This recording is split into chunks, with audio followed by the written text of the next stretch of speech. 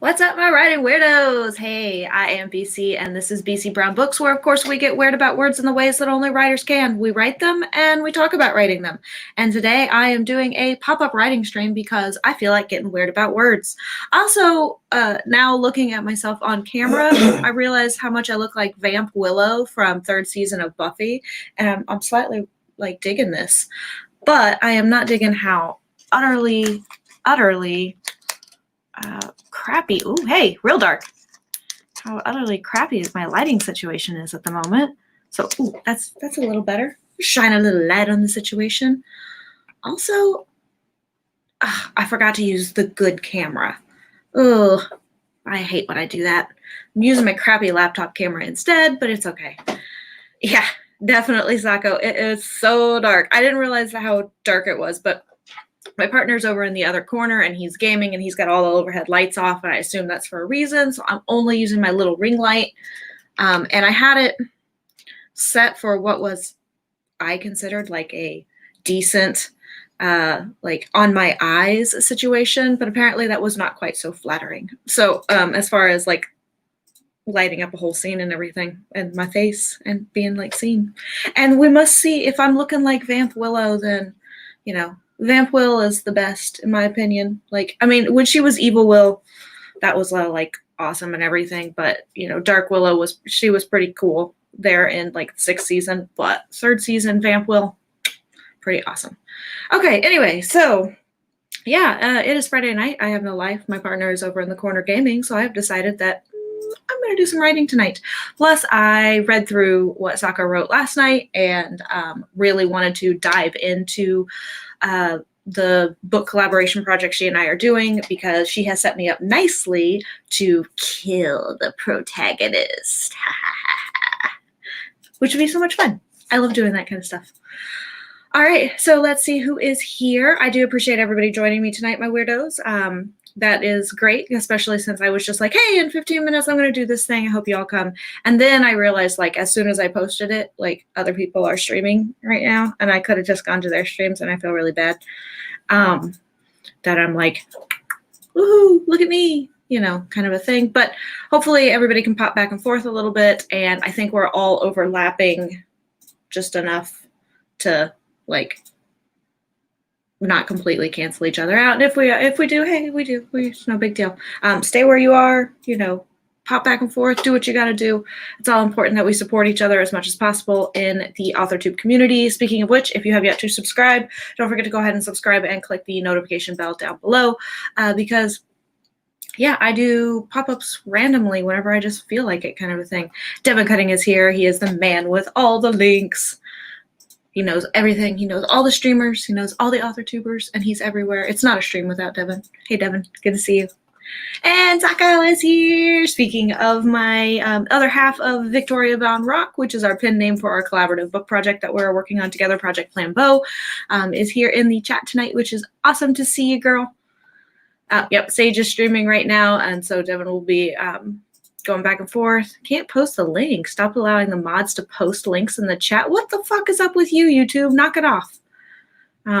That's the reason we have mods. Like, we want them to have certain like privileges and experiences. So hopefully it's just a glitch and it's not a permanent thing. If it's a permanent thing, I'm going to be pissed, because that's like half of the reason for mods. Hey, Key! Greetings and hallucinations from the great Key Clavis. Always good to see you. Glad that you guys could be here tonight with me. So yeah, like I said, I basically worked today and tried to do it as little as possible for work today, because I just wasn't feeling it, and I have a 4-day weekend. So I was just reading through what Sako had written last night on the regularly scheduled stream for last night. And I thought, okay, well, I want to do, I really want to dive into this, but I don't know that I have the brain power. So I got off of work, of course, and was like, it's nap time, bitches. Peace out. And went to bed for 3 hours.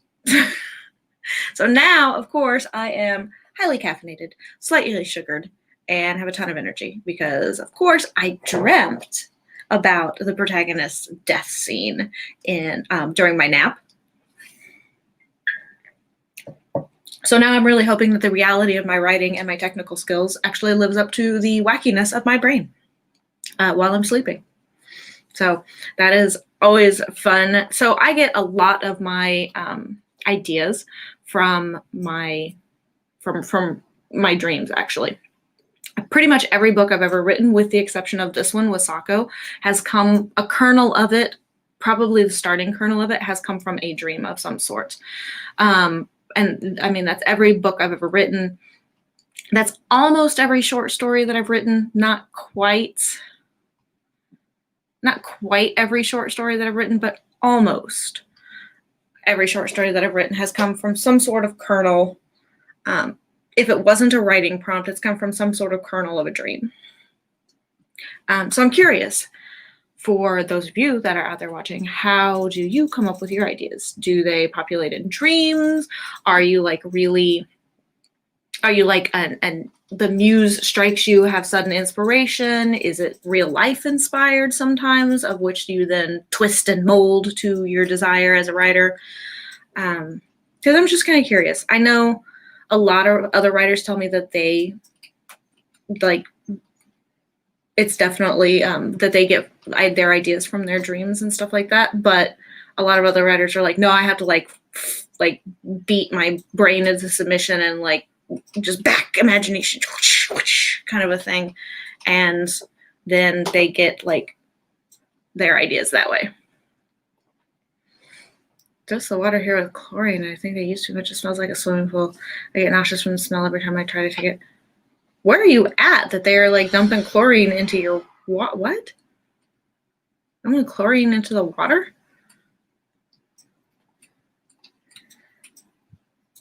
Yeah, it would really particularly suck, Key, that like when you're really thirsty. So we get filtered water. So we don't drink anything that comes out of the faucets because Phoenix has fucking terrible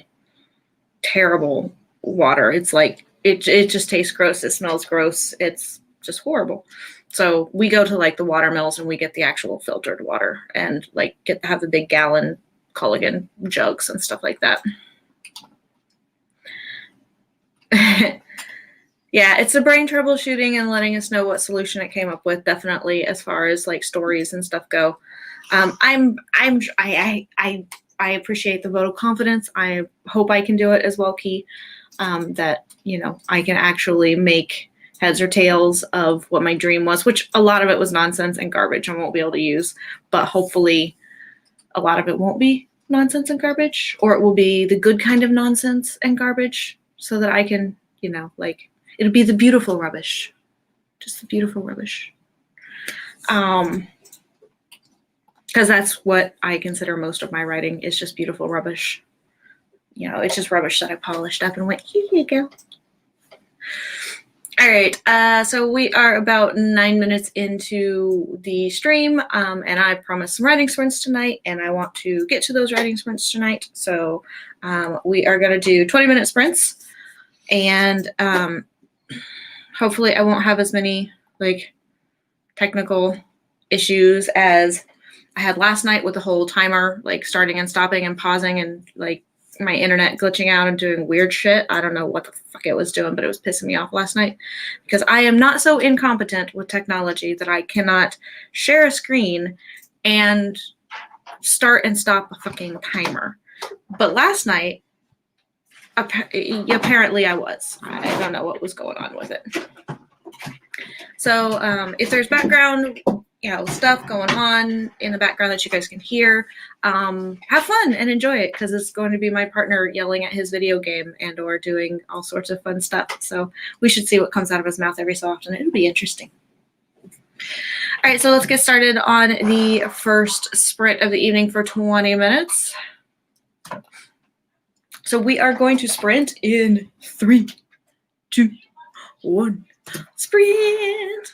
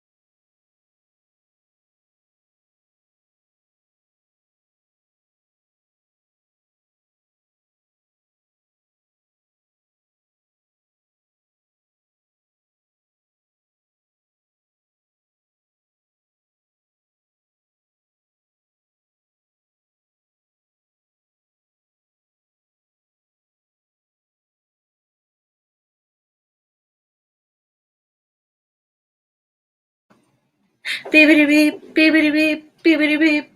All right. That is the end of the first sprint, which I was like totally engrossed in what I was writing and almost didn't even notice because I don't have the sound on the timer, which is probably a good idea. But I didn't want to listen to the inane Christmas music.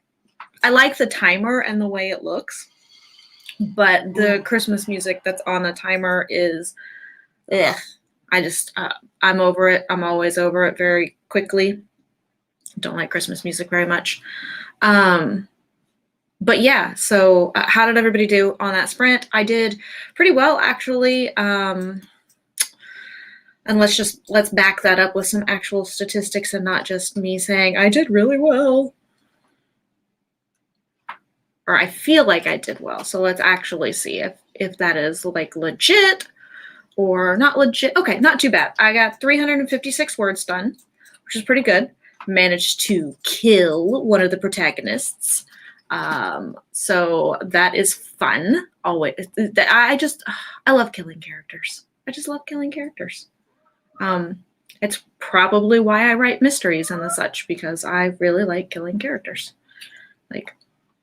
And that's just something I can do as a mystery writer.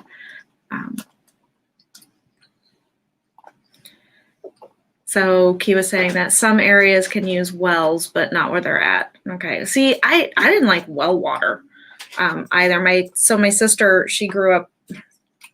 She lived in a rural area while I was growing up. My sisters are quite a bit older than I am, so they were adults by the time I was, like 10 years old.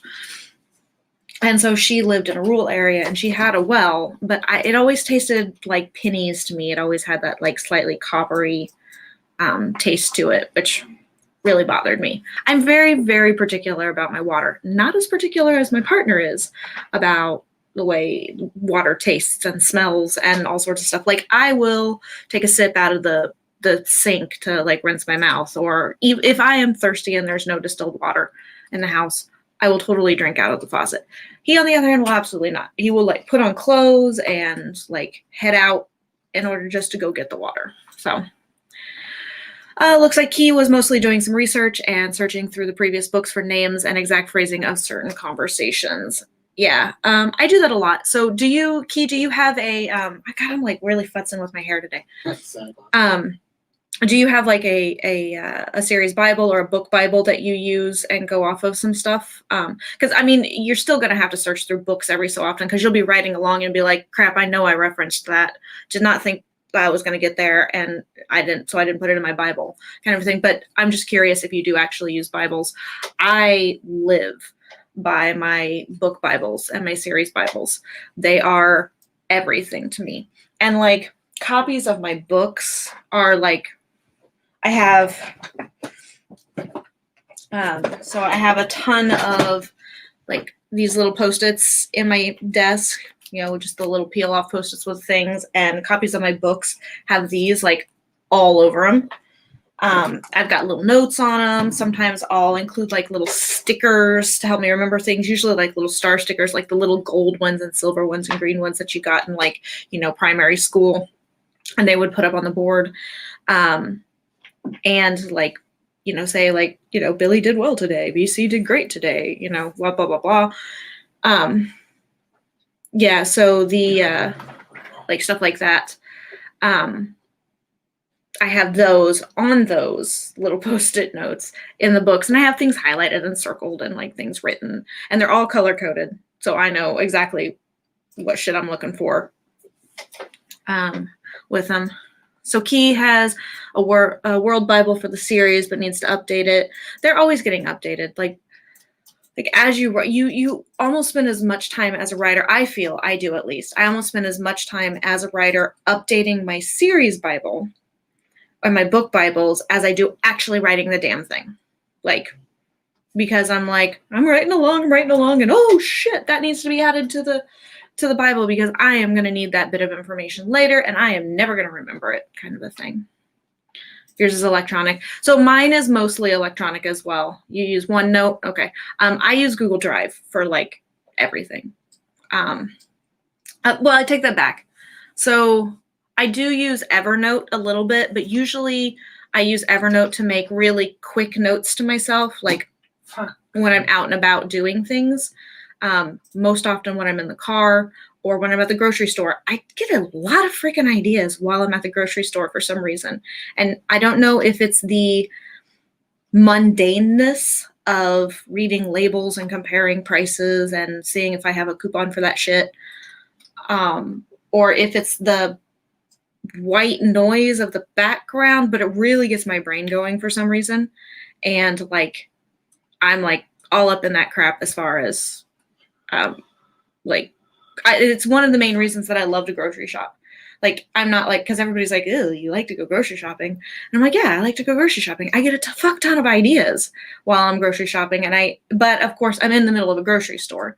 So it's not like I'm just going to be whipping out, my Google Drive and going into it, which I can on my phone. I mean, I keep Google Drive on my phone and I can work on whatever I need to work on.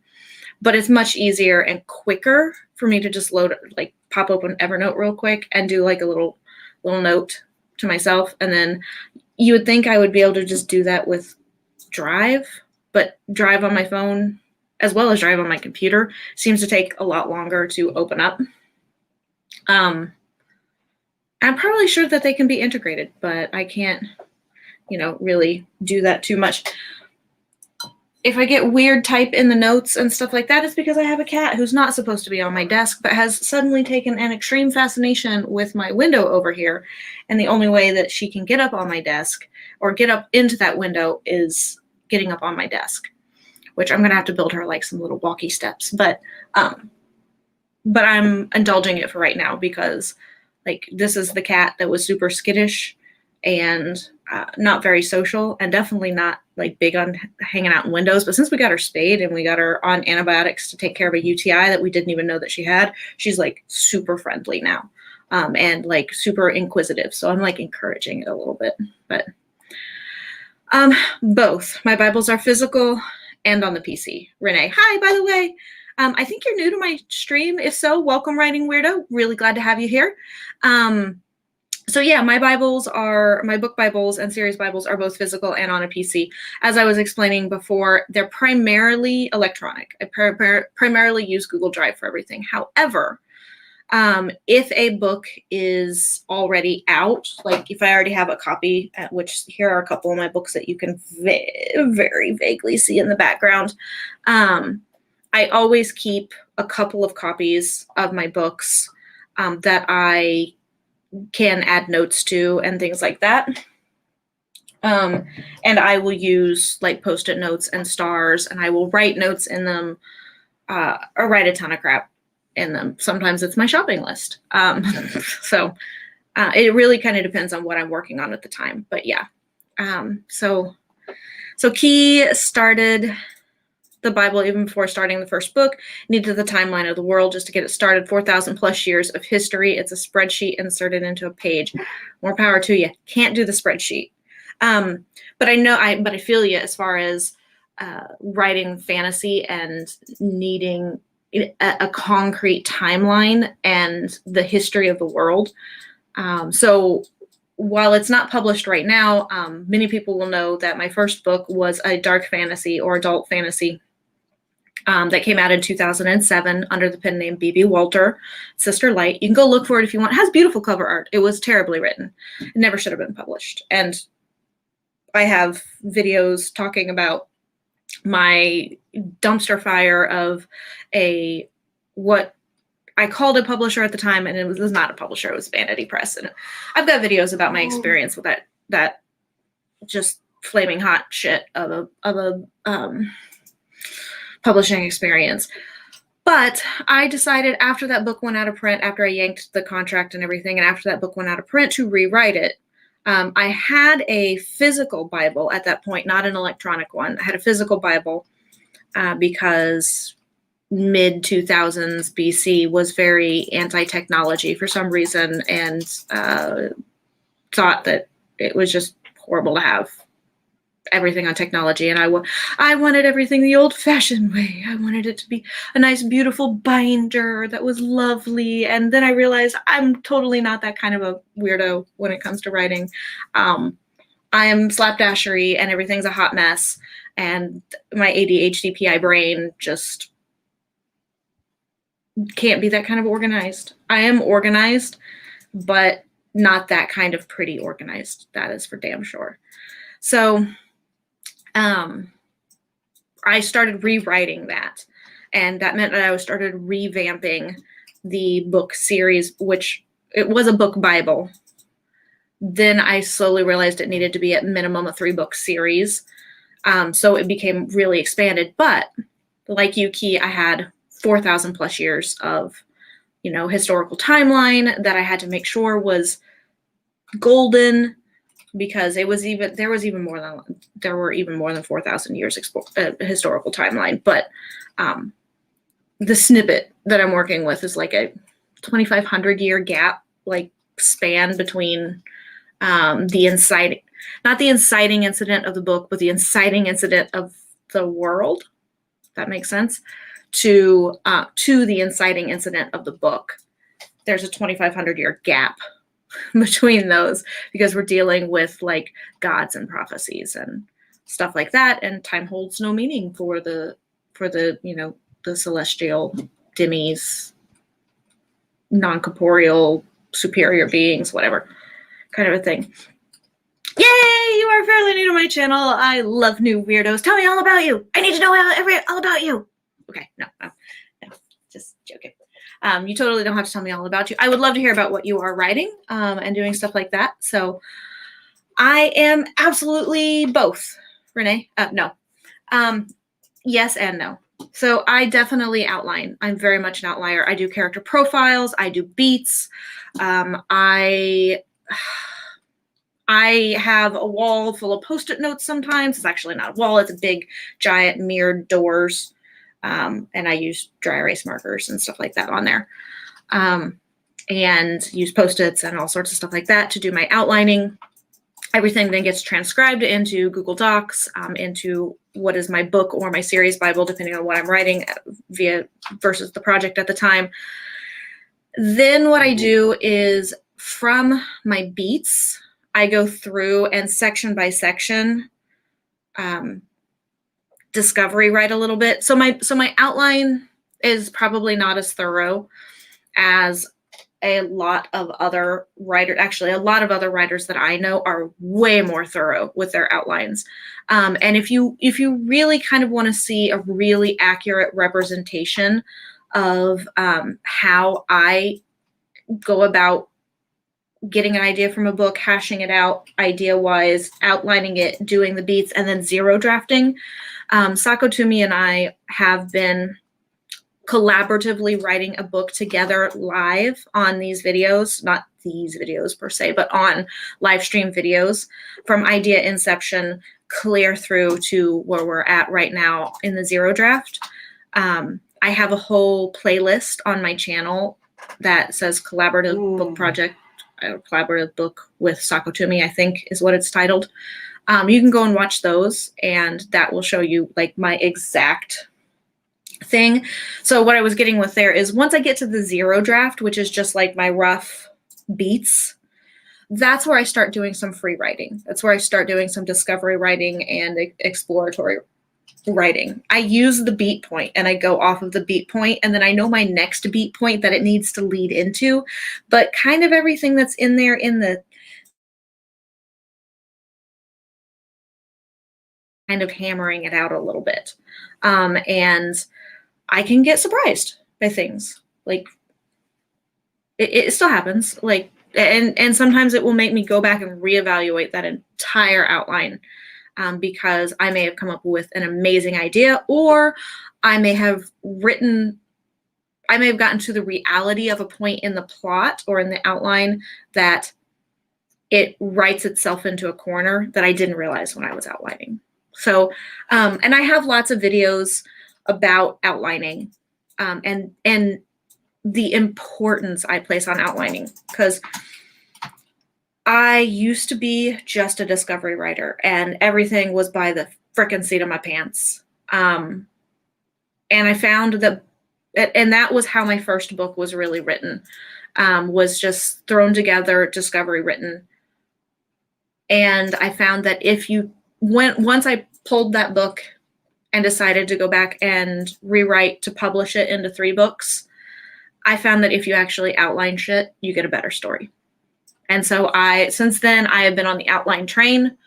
I have drank the Kool-Aid, whatever you want to call it. I think it's vital that writers do at least some outlining. Not downing discovery writing at all. It is a fantastic thing, and it can really get you motivated if you're having trouble with writing, or if you're just blocked on an idea. Discovery writing and free writing can just really like undam shit for you, and like the waters can flow again. So that was my very long-winded yes and no answer. My dad designed mainframes, so I got into computers even before PCs were a thing. We had a paper tape machine in the garage. So I grew up, a lot of people know, I grew up in a very poor household, below poverty level, like very poor household. Not for lack of trying. I had single mom, single mom, worked 3 jobs, loved her kids and never stopped. By the way, that's a really great Reba McEntire song. But that was my mom. She worked really incredibly hard. She was a nurse's assistant. She did like private in-home, specifically she specialized in geriatric care, like post-strokes, things like that. And she was an in-home nurse's assistant. Would help them do their physical therapy, help them, make sure they took their meds, make sure they ate, help them bathe, do stuff like that. She was a companion for them.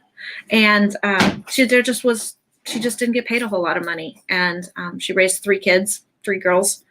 I was the last one, and we were just incredibly poor growing up. Not, like I said, not for her lack of trying. And so I think a secondhand computer that came via one of my sisters, which, as I mentioned before, they are 10 and 11 years older than I am. So a secondhand computer made its way into our household when I was about, I want to say 14 or 15. That would have made the sister that gifted it to us, like in her mid-20s. So that sounds about right. And that's the first time a computer hit our house. I mean, we had computers in school, but I'm older than I look. And so it would, like, computers were in the computer lab or in the library. And there were only a few of them in my hometown, because I come from a fairly small hometown and a fairly small school. So there were only a few of them. So I didn't use them all that often. Like, I used a word processor.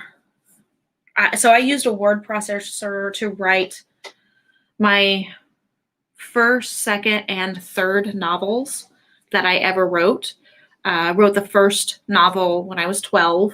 I wrote my second novel when I was 14, and I wrote my third novel when I was 16. It was the summer I turned 17. They will never see the light of day. They are horrifically bad. I mean, epically bad. But they were great exercises as a kid for writing, and learning how to write and learning what not to do as a writer. Also, just learning how to develop a writing routine. So I didn't have much in the way of computers growing up. And I still am not a huge, despite the fact that my partner is like an IT cybersecurity nerd, I'm very basic on computers and what I need them for and what I use them for. And he gets that and loves that about me. They're also incredibly frustrated by my technological shortcomings and gremlins, but it keeps them doing shit. Oh, here we go. Sorry, it skipped. Oh, here we go. Key says, I understand my series has an inciting incident to the series too. That's at the 4,000 plus year beginning. Exactly. Yeah, I have a prophecy that happens 2,500 years before the dawn of mankind. and then mankind has to happen. So yeah, it's really convoluted. So I had to have a concrete timeline for it. Or else I just would have been, because I found that when I didn't have a concrete timeline for it, published the first book, then went back, realized that the timeline that was in the first book does not work. It's broken and can't be used. So I had to like scrap it and start from the beginning. Thank goodness that book is out of print, because other than that, pretty cover art. It had pretty cover art. It wasn't great cover art, but it was pretty cover art. Mom of 3 boys for almost 13, 7, and 1. Been married for years. Yeah, that's pretty cool. So I wouldn't know. I don't know anything about having kids. I have been married. I am now to my current partner. Been with for years, kind of a thing. So I, understand that. But yeah, don't know anything about kids. Have a niece and nephew, but they're fully grown. But that's cool. Great. Okay, let me know what you think about them. Like, do give me feedback and let me know if you think I didn't cover anything or whatever. Drop comments. Renee struggles with outlines, seem to be stuck in the phase. Yeah. So I can get bogged down in my outlines if I'm not careful, because I can overthink them. It's just kind of like with editing or revising, knowing when to walk away, and when to when to just give up and be like, okay, it's time to just stop editing. You can use free writing to help get you out of being stuck in outlining. But I caution, don't rely too much on that free writing that you've done to actually be what goes into your manuscript, because it probably won't be. And by the way, if y'all can hear crumbling, crunching, like crinkly sounds in the background, my gamer partner has decided he's going to eat some pretzels. So that's what's going on in the background. Hopefully it's not loud and not noticeable. Yeah, the roadmap is important, is very important. Key can't use an outline since their head insists on keeping it a secret from me. Best I can do is using a bullet list of story beats and items I needed to remember to cover. That's still an outline. It's a skeleton outline, but it is still an outline. You do a little more on the way of discovery writing than what I could do. If I were dealing with as complex as I know your novel is, Key, because we've discussed it in other streams and stuff like that, I could never do it. Like, I totally could not do it. I'd be like, shit, nope, not gonna happen. My brain would be like, I'm keeping this from you because even I don't know what the fuck is going on. So, kudos to you. That's awesome. Renee is going to start up the channel in January. Congratulations. Welcome to, I assume, Authortube. You'll be doing authory, writery related stuff, or just other type of niche, however you want to pronounce that word. That'll be cool. We need more people in the community. We just need to continue to grow the community and everything. Key writes from beginning to end, and as each bullet point is covered, you delete it. I do not. I keep my bullet points, and I'll actually share with you real quick. So this is the project that Sako and I are writing together live on streams, and this is what I'm working on tonight. And you'll be able to see. Hold on here real quick. Let me see if I can share. We're going to get an inception moment here. Okay. That's not what I'm wanting to share. This is what I'm wanting to share is, I hope you guys can all see it. Sorry about the dark mode, but that's how I write everything. So I'm going to scroll up here just a little bit. So you can see in red here, I'm pointing at the screen like you can see me pointing at it now, but you can see this reddish color here. This is one of our beats that we have. And like chapter 12, this is where we wrote on that particular beat until we kind of got through, like we knew we were finished up with this beat. Let me scroll down just a little bit. The purple is where I am writing in tonight. She and I, we trade off. We just usually start our next part in another color so that we know where we're at, where the previous person ended and the new person started, kind of a thing. But then you can see these beats below here. I still need to, or we still need to cover. And I'll try and get as much of this written as possible. But so what will happen here is I will, once I feel that the previous beat point is finished and it's starting to get into another one of these beat points here, I will make a section, like I will literally go in here like this and begin, oops, that's, I don't know how that got up there. I will literally go in here and start, you know, typing in the story right there in the color that I've chosen for the night, kind of a thing. I keep them for a couple of reasons. One, we can see when, let me stop this now so we're not all inceptioning. That way I can see and make sure each beat point has been clearly hit. Plus, when I go back and do revisions, when I go back and do my actual first draft, because this is a 0 draft for me and for Sako as well, because she's agreed it's a 0 draft. That when I go back and I do my first draft, I will still use that old draft. I'll do a whole nother draft, a whole nother document. I won't even work within this document usually. I'm not sure if Sako and I are going to do it that way, but we might. And I will go in and use those beats again to further flesh out and make sure that my writing actually hits the point.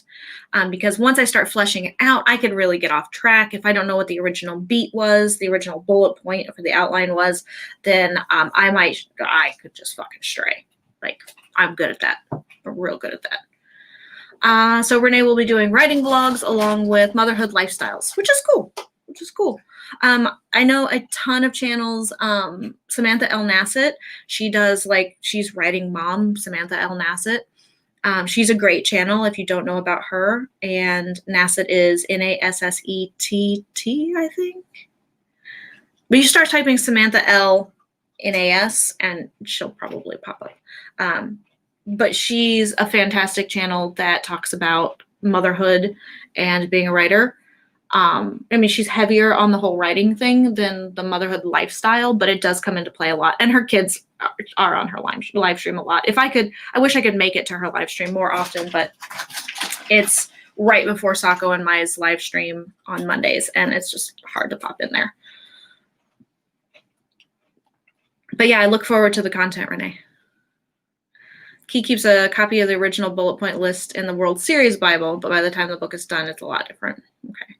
And my books really don't deviate much from my outline. They might a little bit if I run across an outline, like a part in my outline that is broken,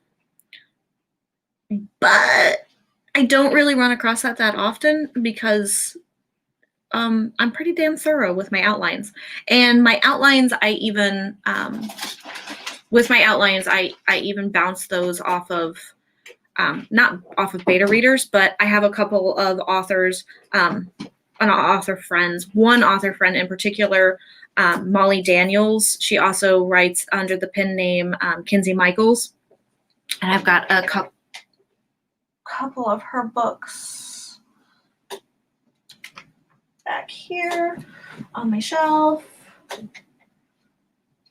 somewhere. This is book 2, but this is one of her books. She writes romance, sweet romance, spicy romance. Like I consider them sweet romance for the most part. But this is under her pen name, Kinsey Michaels. She is my plot trampoline, and pretty much she even affectionately calls herself that.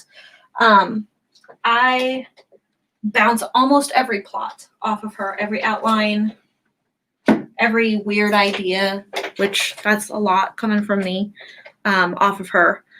And she's fantastic about like giving me feedback almost instantaneously about stuff. Key Clavus, if I need to keep a history of the outline, it goes in as comments. Okay, that's fair. See, everybody has a different, like every writer has a different way that they do things and like a different like method to their madness and their process, which I love. Like, Sako and I got really lucky when we were like, hey, Wild Hair, let's write a book together.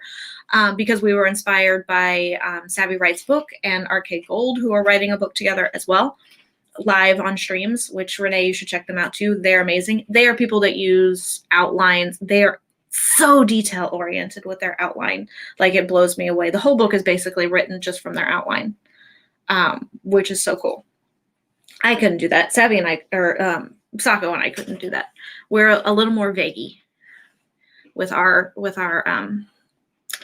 outline.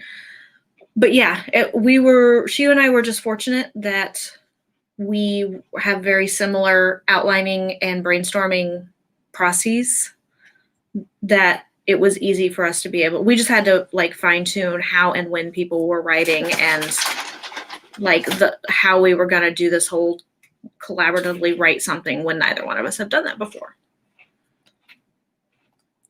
Yes, Sako, thank you. Don't forget to get weird with my like button down below. It really does help out. I mean, it helps me immensely, and I appreciate that. But more important to me, it helps other writers who don't even know about the Authortube community, don't know that it's a thing, which honestly, a couple of years ago, I didn't know it was a thing. Thank God I like ran across the wonderful Cyborgs channel, and like she basically told me that Authortube was a thing. I just thought YouTube, and there's some writing related content on YouTube I could probably go and find. And then I realized, fuck, it's a whole community. And I should be there. So it helps people. It really does help people find these writing sprints and these live streams and the community specifically that participates in the chats. So plus it helps me. Let me see here. He says outline points are always highlighted in yellow. Sections I need to rewrite or maybe delete get highlighted in blue. You see, you have a color code system too. I just highlight shit that I know I need to go back to. I don't have a color code for my highlight, which is weird because I have a color code for fucking everything else in my life. Just about. Like, could I, Sam? Yeah, I could totally type out, Samantha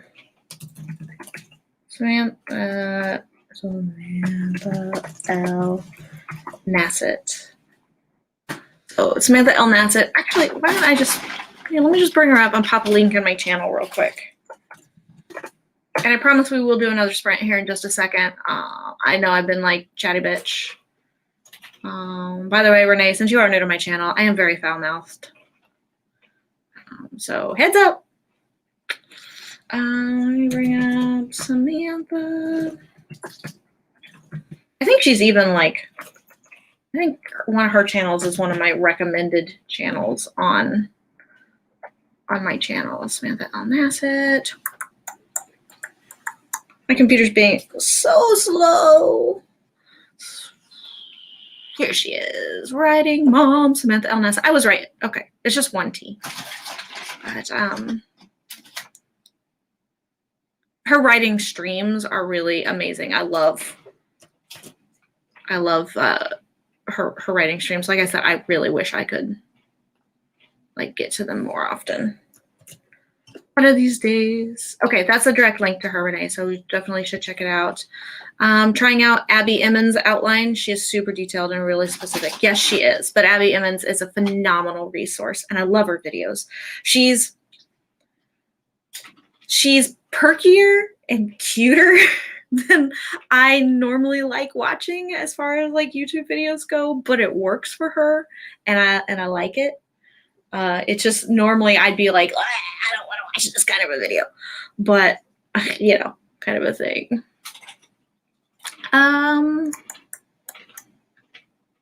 Aw, thanks, Key, for petting my like button gently. I mean, I really like it when you get weird with my like button, but you can pet it gently too. I'll accept it. He says that I am lucky to have Molly. Fortunately, I lost my plot trampoline. Oh, I'm so sorry to hear that she passed away last January.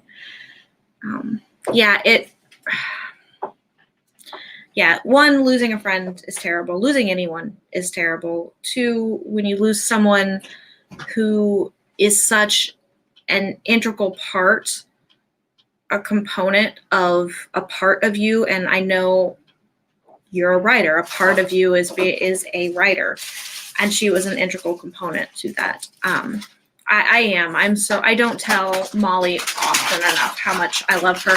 So if you're watching tonight, Molly, I love you.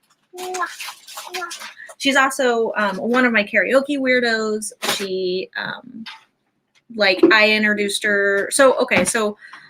I can't say I hate my very first book that came out in 2007, even though it was terrible, because I met Molly through it. My very first book signing, I was calling Barnes & Noble. You are really loud. Sorry. Anyway, my very first book signing was, I had called a Barnes & Noble and had asked them, told them, hey, I was brand new published. I wanted to come in and do a book signing at their store. And they said, that's great, except we're like totally booked up. But they did offer me the option of doing a joint signing with one of two authors that were coming up in the next couple of weeks.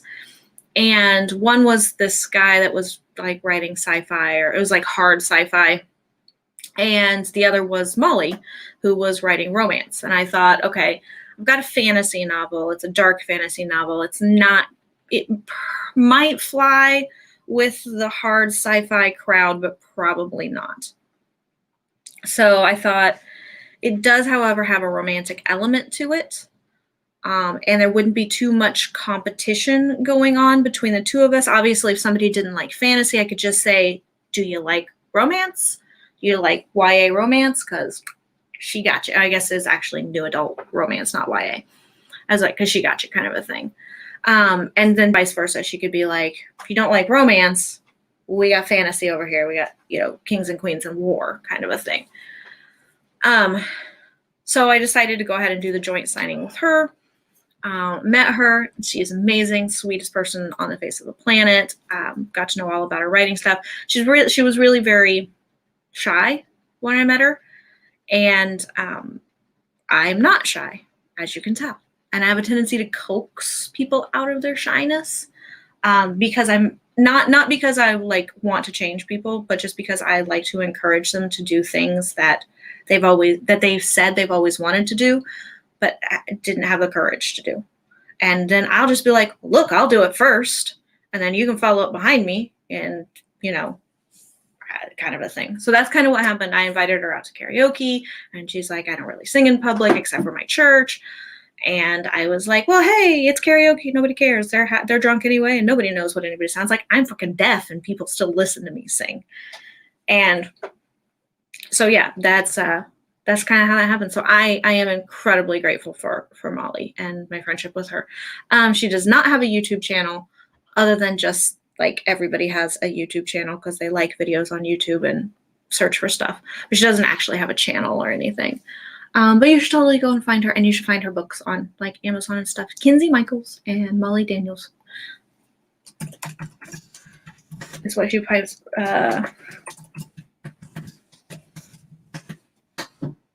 she publishes under, are those two names.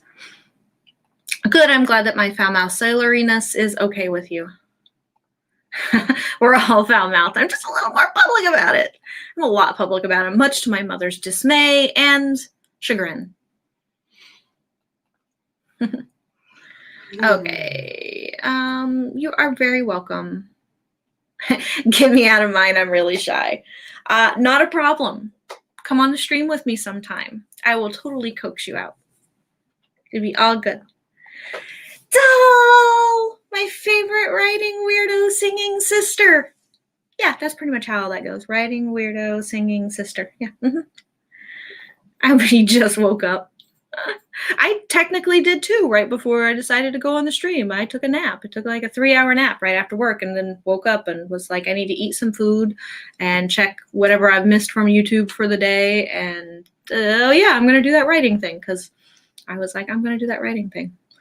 Okay, so God, I have really been like chatty bitch and talking. Let's do some more writing. How's that sound? Share a screen, 20-minute sprints. We might go over 2 hours tonight, honestly. I really want to knock out a large chunk of what I'm working on. So I know I said 2 hours, but might be more. Never know. Okay, let's get started in 3, 2, 1. Speed. Maybe? Yes. Okay.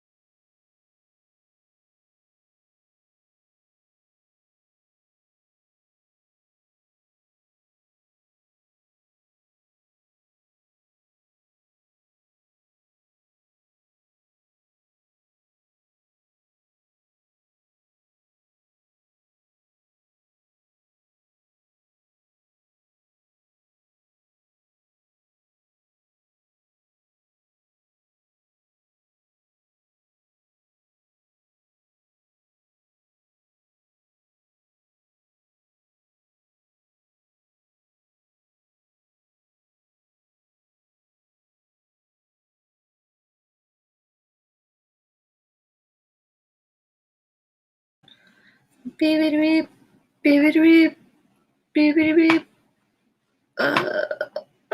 All right, how did everybody do? I did pretty well on that sprint. I'm trying to like stop sharing my screen.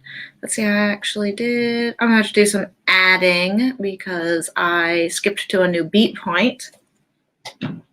So that means that, where's my, there it is. So that means that I've got my sections are chunked out.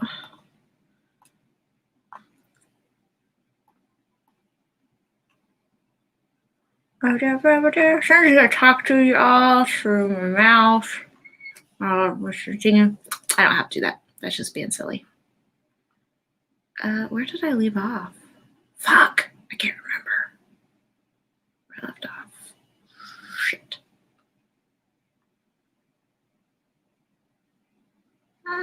Oh, yeah, that's where I left off. Okay. I remember now. I should have made it another color, but I didn't.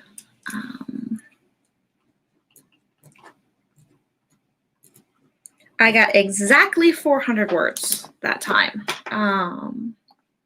So feeling it. So I got a protagonist dead. I got another protagonist kicking the shit out of the demon that attacked the protagonist. I killed him.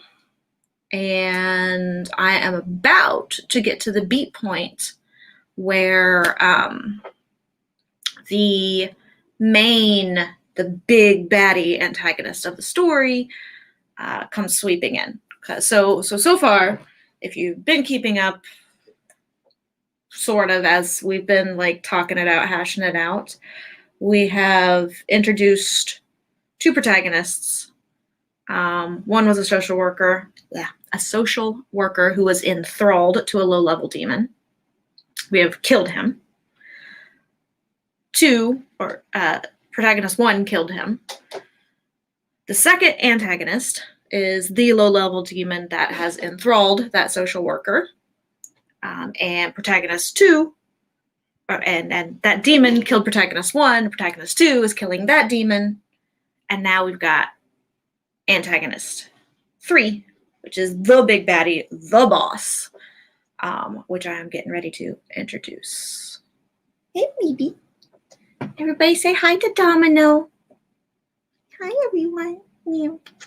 She came up here to get in the window, and she's like pissed now that I put her on stream. Go on. There we go. Now she's in the window.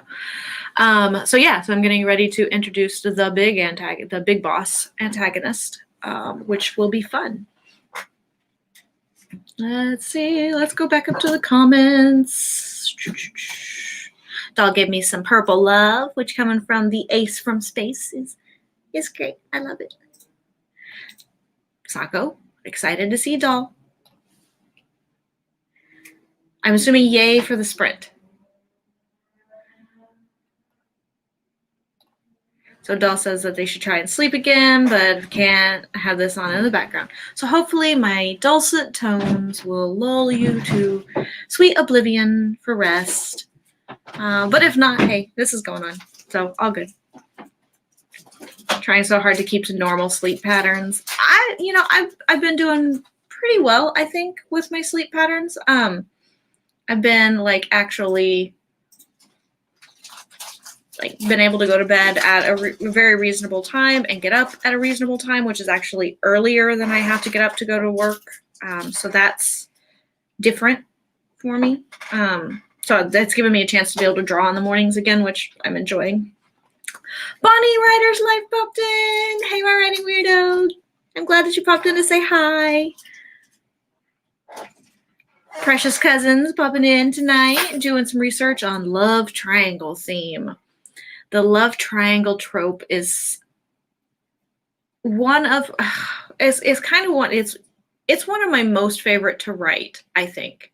If I'm gonna do it shows its head in just about every book that I write. Well, no, I take that back. I guess it's not in A Touch of Darkness or in A Touch of Madness.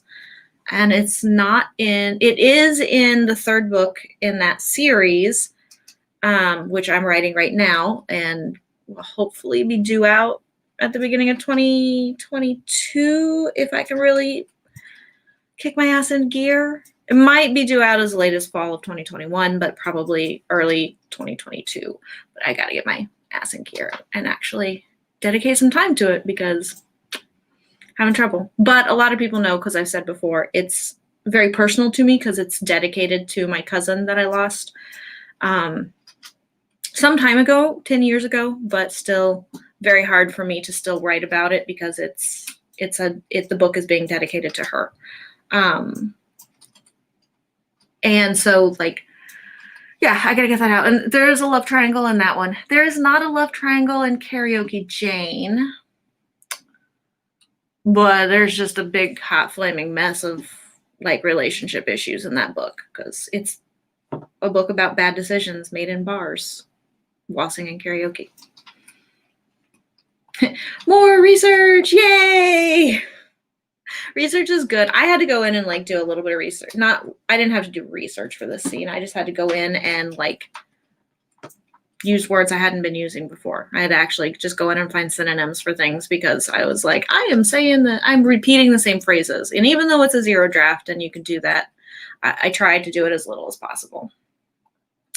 Renee read where they left off and got 122 words on a beat. That's very good. That is very good.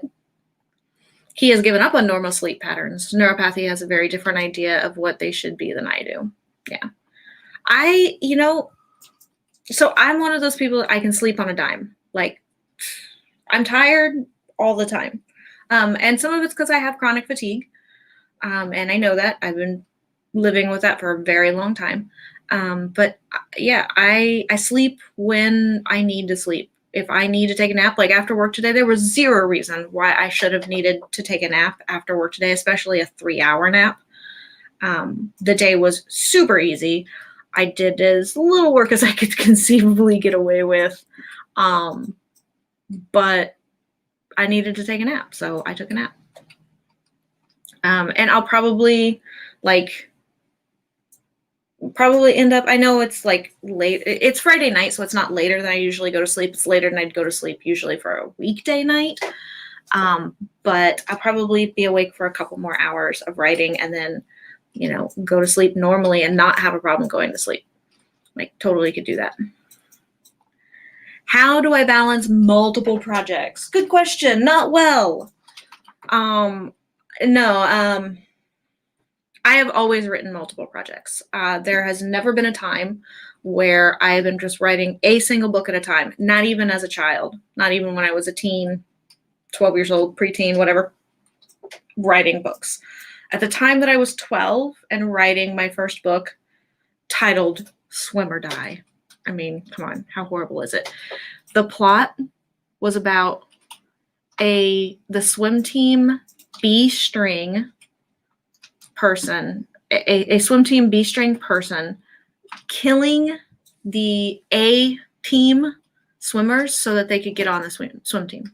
That was what it was about.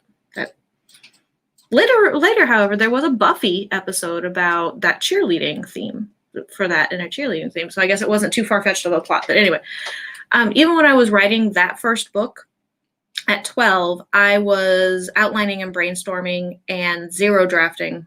I wasn't really outlining or brainstorming. I was just discovery fucking writing.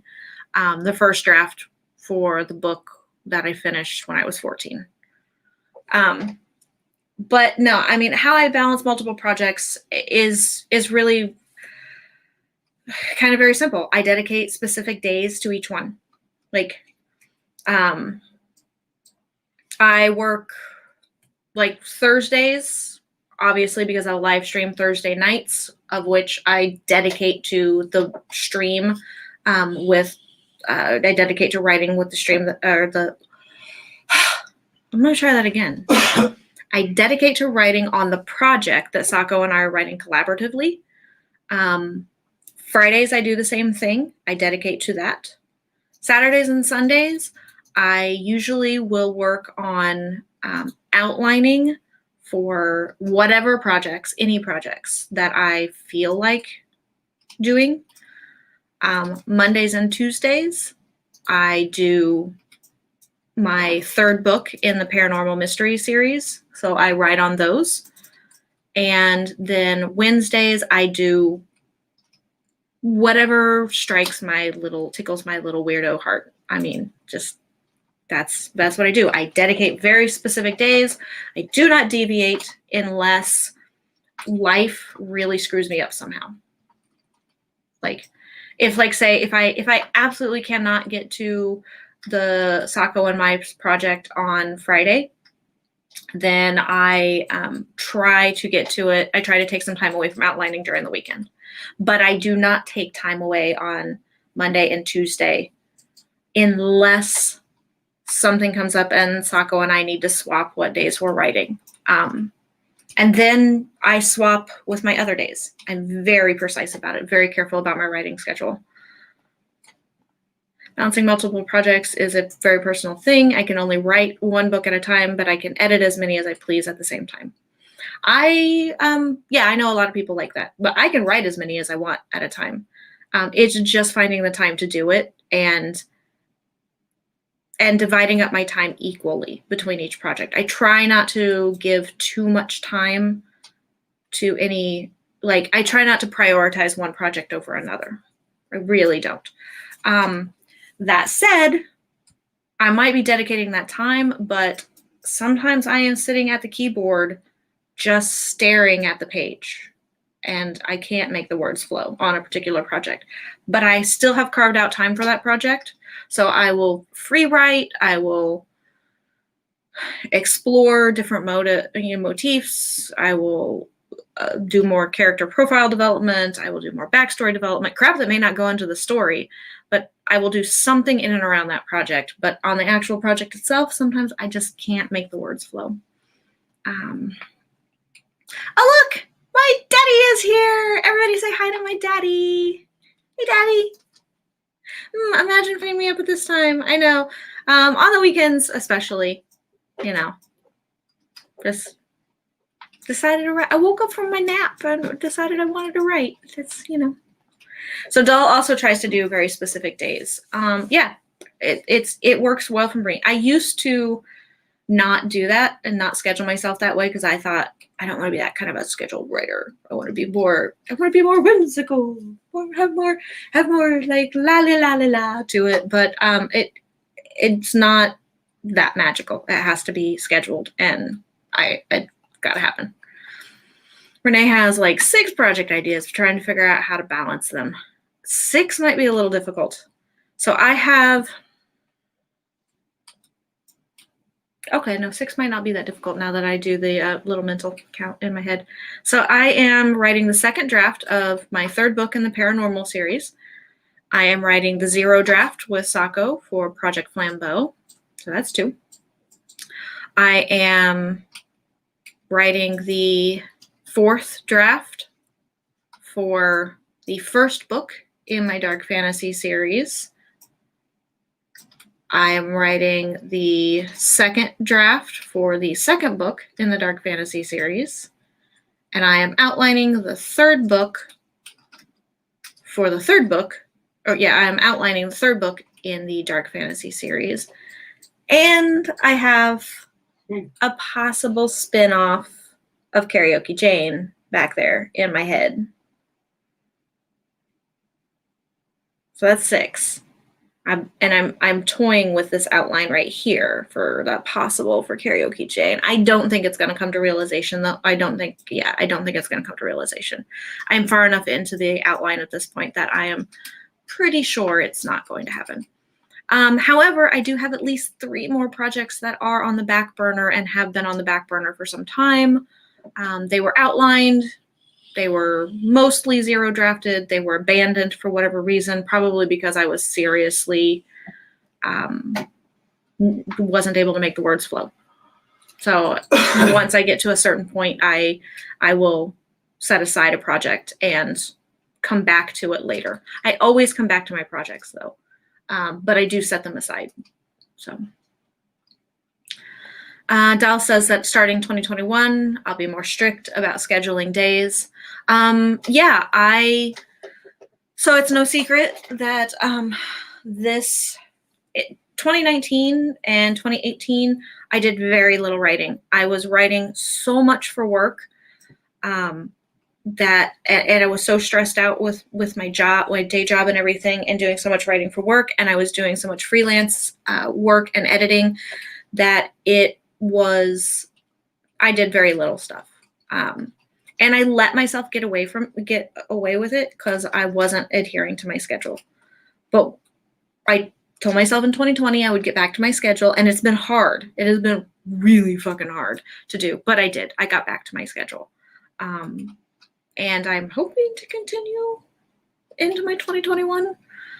Now, that said, as far as my schedule goes, sometimes my schedule is literally only 30 minutes, like that I have sectioned off during the day because that's all I can afford, like because life. So sometimes it's as little as 30 minutes. Sometimes it's more than that. Sometimes I'll get 30 minutes into a project and I'm going really well, or it needs a lot of work. And I'll do 3 or 4 or 5 hours. Just depends. People saying hi to my daddy.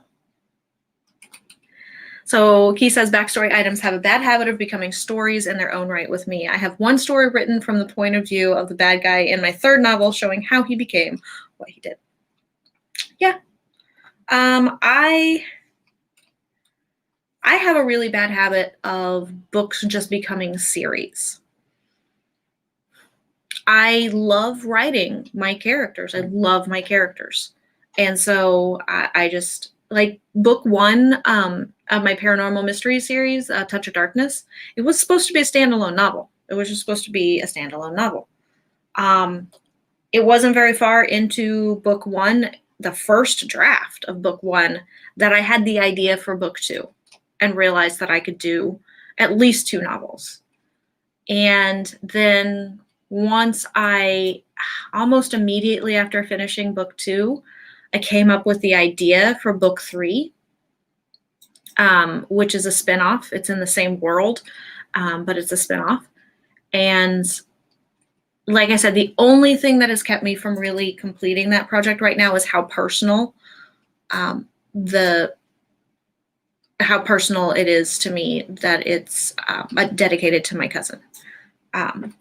And that's the only thing that has kept me really from doing that. But I mean, Karaoke Jane back here was supposed to be a standalone, and probably will remain a standalone. So don't get excited, Dad. I know you're like, what? It's probably still going to remain a standalone, but I had an idea for it. I had a couple of like mini movie scenes that popped up in my head. I started plotting it out. We'll see if it goes anywhere.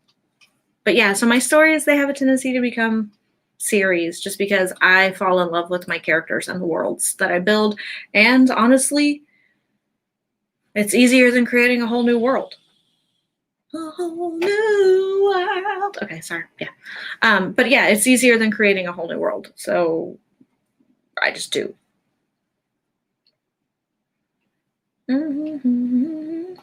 Key says I was planning on putting it on my website when I get around to rebuilding it. 2021 is rebuilding my website too. It got really convoluted. It got like I started tinkering with it and adding crap to it, and I like simple. I like very simple stuff. I like lots of negative space.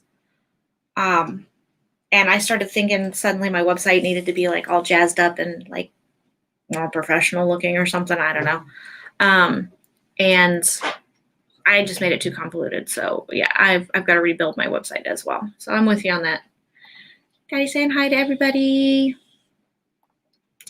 Renee says I have virtual school. My kids, virtual schools, their kids. So I'm trying to balance virtual school with housework and kids things plus my writing. But for 2021, I'm planning to make writing time for when yeah. You will love Sam's channel then. Samantha Nassett's channel. That's when she does all of her videos, is when she puts her kids to bed. With the exception of during her live streams, I think she does the majority of her writing at night once the kids have gone to bed. She really does talk a lot about balancing being a mom. So does Camille Merrick. Let me bring up her channel real quick. And she also talks about balancing motherhood and being a writer. And Camille she's prolific. So is Sam. YouTube so slow, my computer. So I have an incredibly antiquated MacBook. Love MacBook. But it's really old. And so it goes so slow. How is Camille's channel not coming up when I type in her name? Am I misspelling her last name?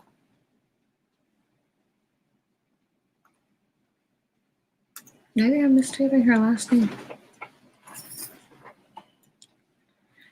Let me just go to my subscriptions. I can bring it up. Hopefully I can bring it up at some point. Maybe not. I'll talk until it comes up. So yeah, she talks about it too. So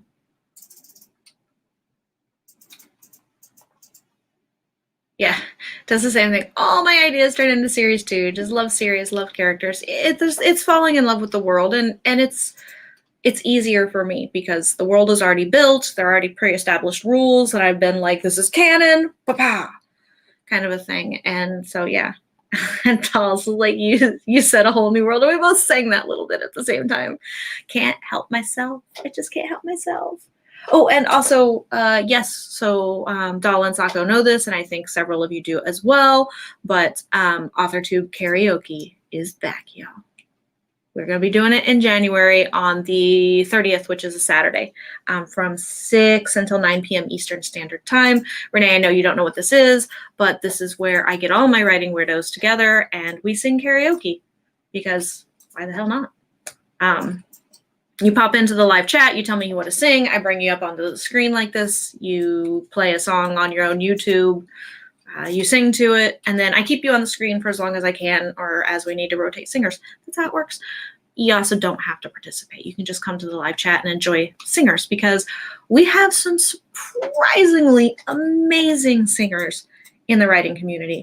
Doll is one of them. Sako is as well. Cordy is an amazing classically trained singer. So she's like an amazing singer. Then we have people like me, who I'm not half bad for, especially for a deaf girl. And others that get on this thing that just blow me away. Like,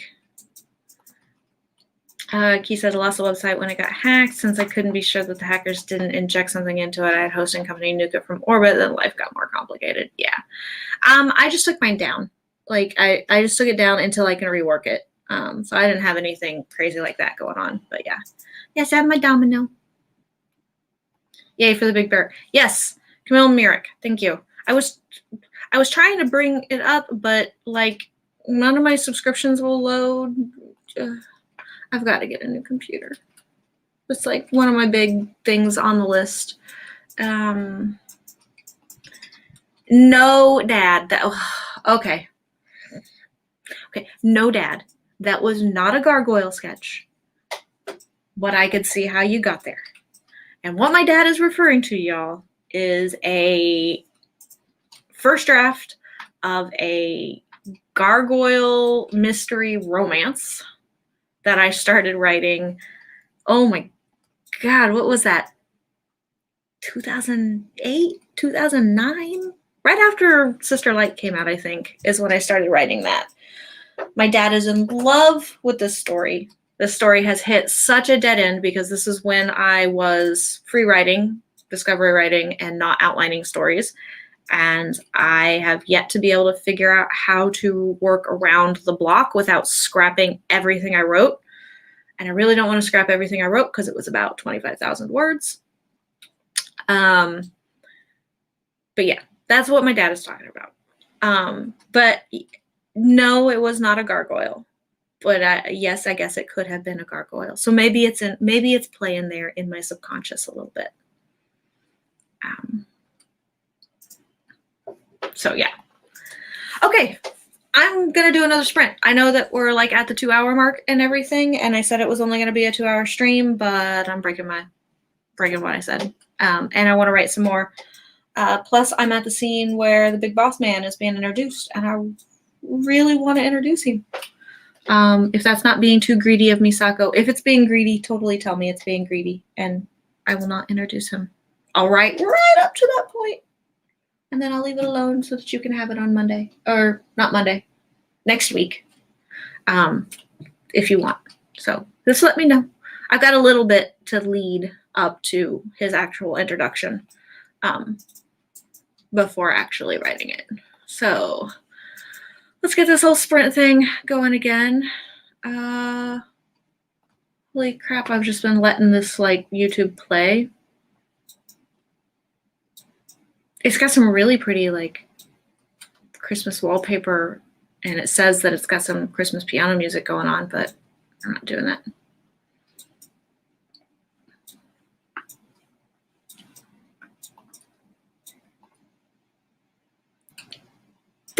That warms the cockles of my little writing heart. Thank you, doll, that this stream has made you get up and edit your sci-fi. I am so glad to hear that.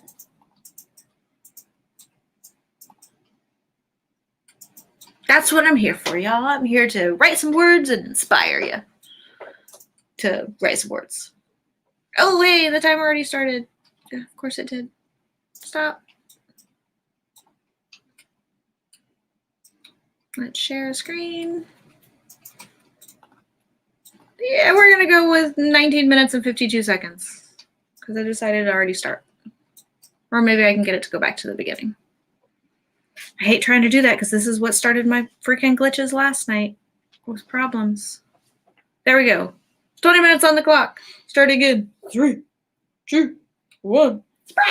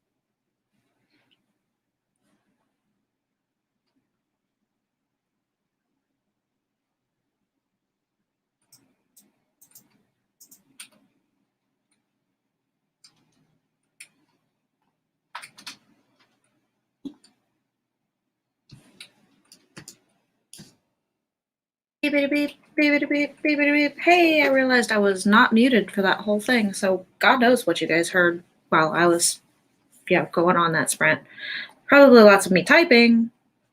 If you were looking up, it was lots of my faces of like, crap, I don't know what I'm typing right now. And then, of course, I had to get up for a few minutes because I had to go get my slippers because my feet are freezing. So, yeah, because it's cold here in Arizona right now.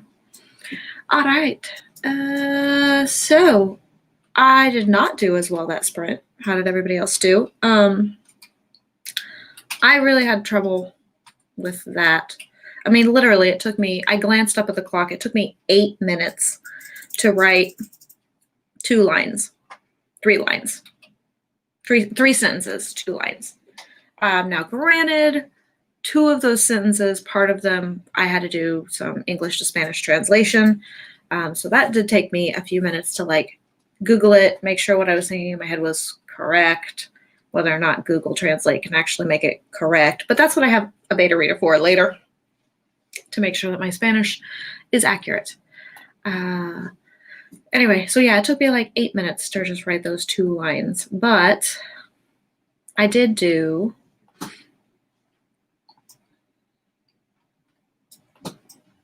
get my big baddie introduced, which is important.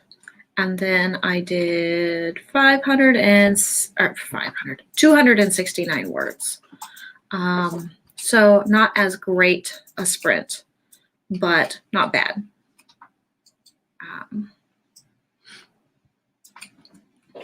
Hey, Spence is here. Such a lovely weirdo. Good to see you. Doll is like, I'm editing Spence's thing. Or you're editing his thing or this thing? This thing, yeah. I'm making every word count slowly but surely. It's, I'm not the fastest writer in the world either. It takes me probably at least 18 months to complete a project. That's all my drafts, and that's if I'm really diligent. Otherwise, it's taken me longer than that before, so don't worry about it. You do you. You write at your pace and do what you need to do.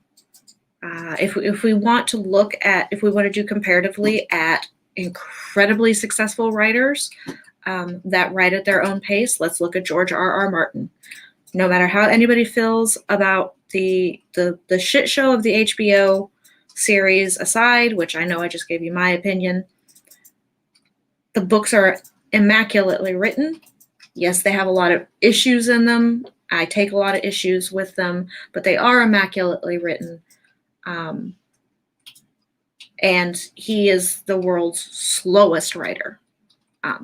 So just write at your pace. I always hate the whole, you're supposed to write so fast, or you're supposed to get your drafts done so quickly, or you're supposed to publish so often.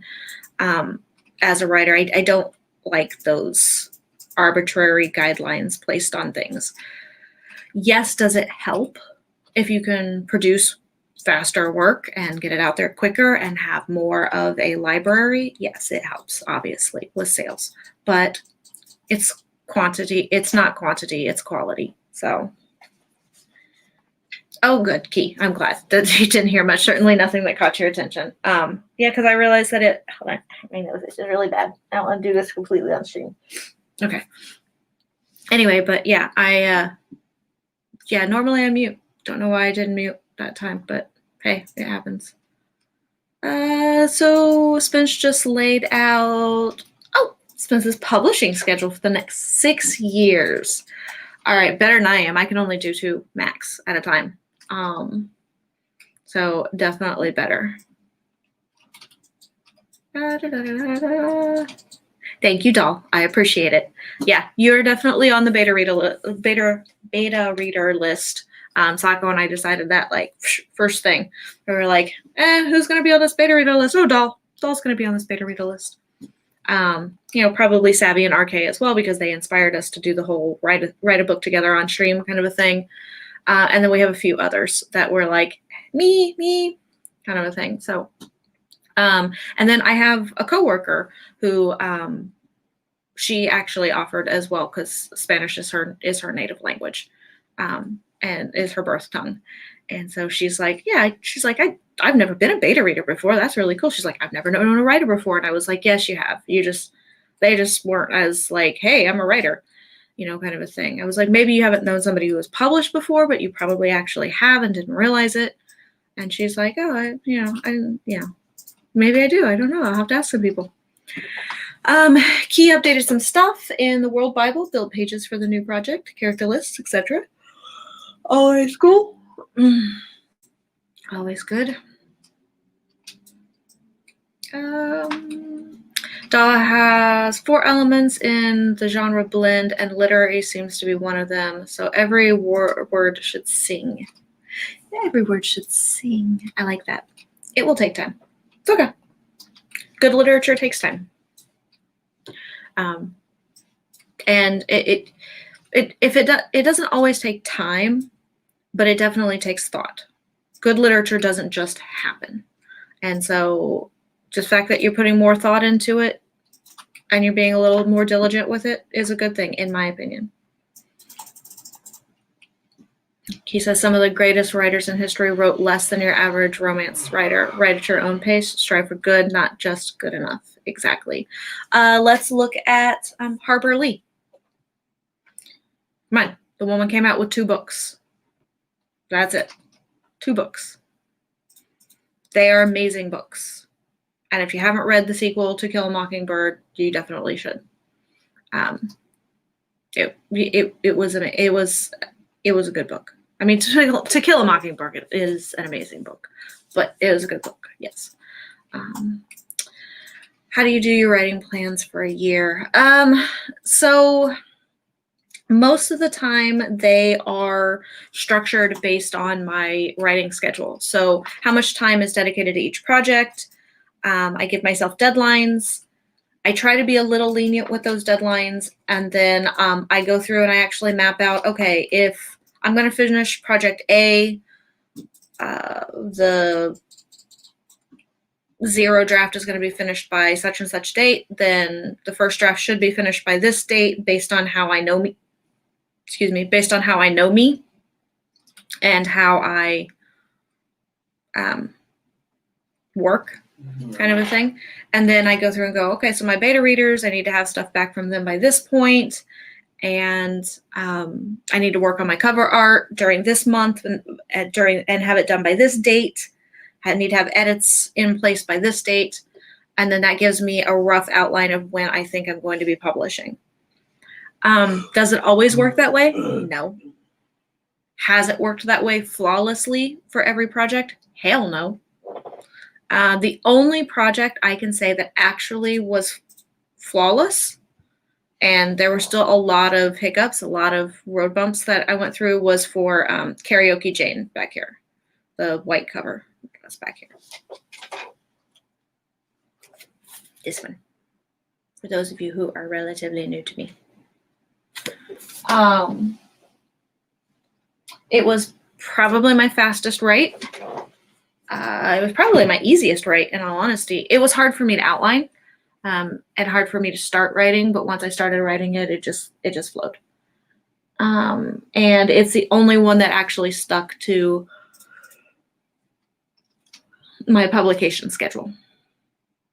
It was only off by, I think, like 6 weeks. Yeah, I think it was only off by about 6 weeks.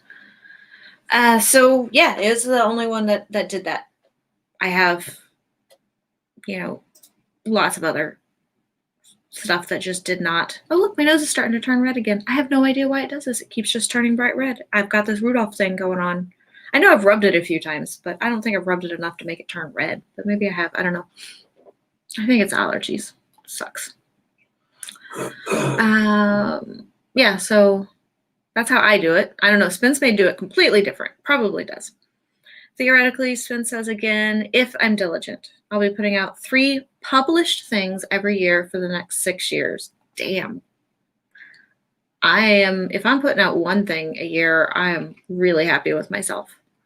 Now that doesn't count. Okay. I guess I can't say that. Well, usually I could say that. About one thing a year, I'm pretty happy with myself. However, I do allow for like one published novel, like full-length novel, and one published short fiction.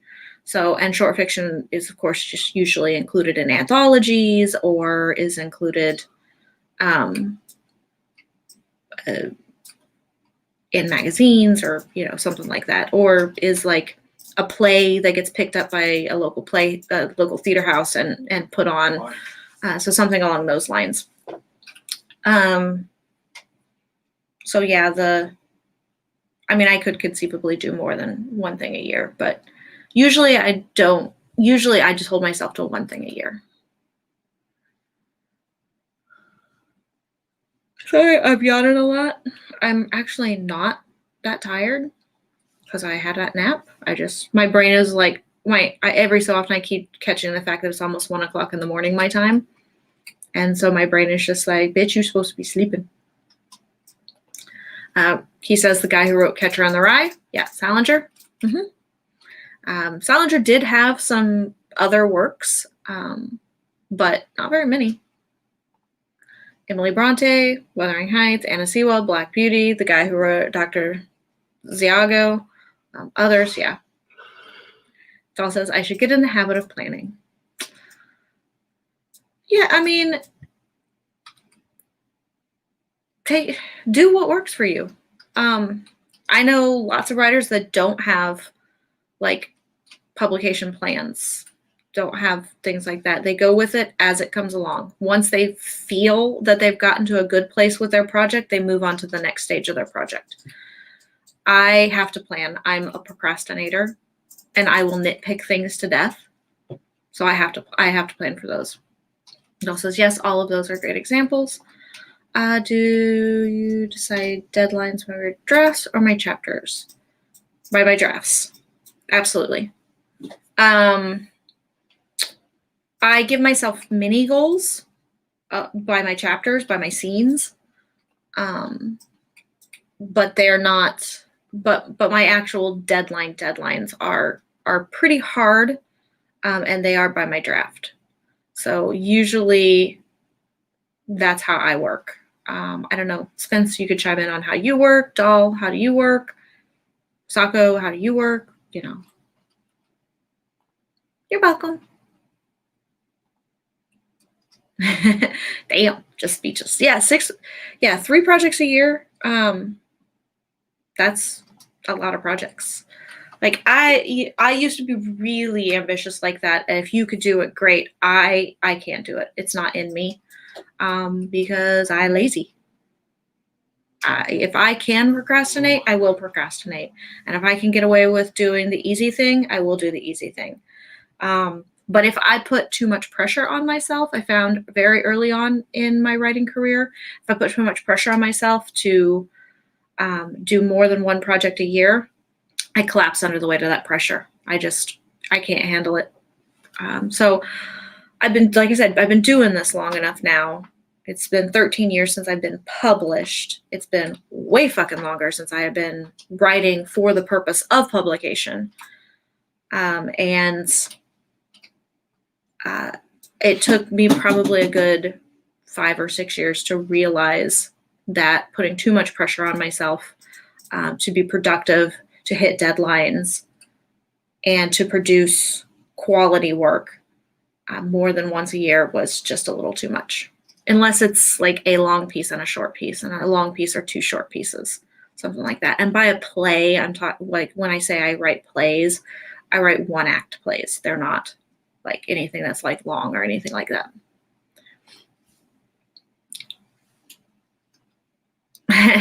Key blushes and embarrassment. I don't decide on chapter breaks until the story is written. I do not in my 0 draft. Like I just like do an indentation and do like a little break where it feels like it naturally breaks.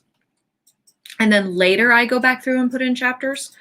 Sako has been amazing in the collaborative project. She's just like gone in and just been like, this should be a chapter, so we'll make that a chapter. This should be a chapter, we'll make that a chapter. It's not something that usually I do until I'd probably say the 2nd draft It's usually when I start doing that. I might start doing it during the first draft and breaking it up. It depends on how much of it I've written chronologically and how much of I've just bounced around like a bouncy ball, because I do that a lot. Bounce around like a bouncy ball a lot. And that's with having my beats laid out. I can do that. Some people don't. Spence, one is a super secret project. Ooh, super secret project that I can't talk about yet.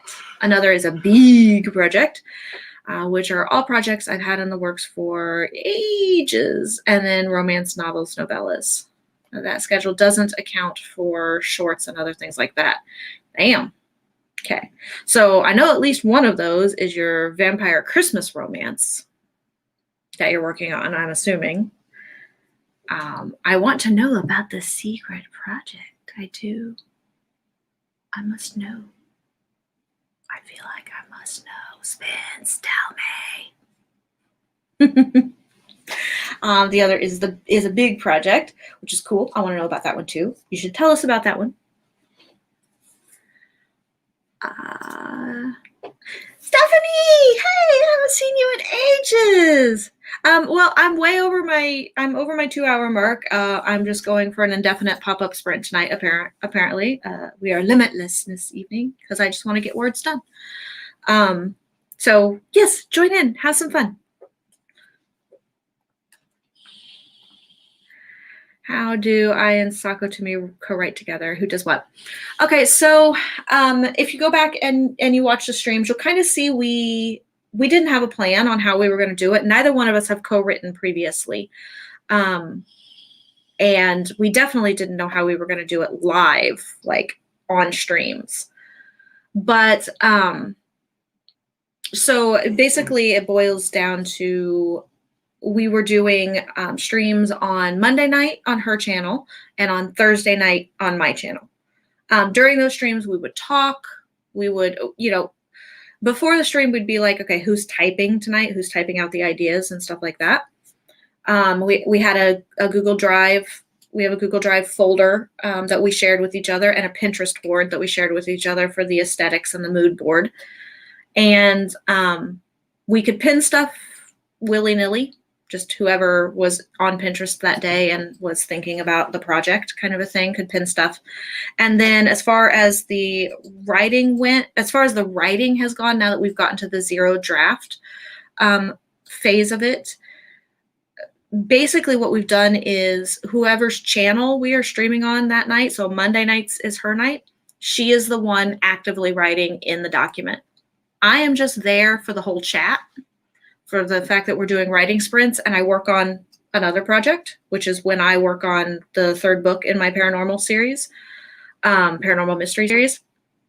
And then she will occasionally bounce live questions off of me. Sometimes we peek at the Google document at the same time, like that the other person is writing it. She likes to do that a lot. I've noticed this evening she's been in the document a couple times, like, because I've seen the cursor where she's clicked in. But yeah, so sometimes we like to read along with each other. But so basically from Monday until Thursday at 9 p.m. Eastern time.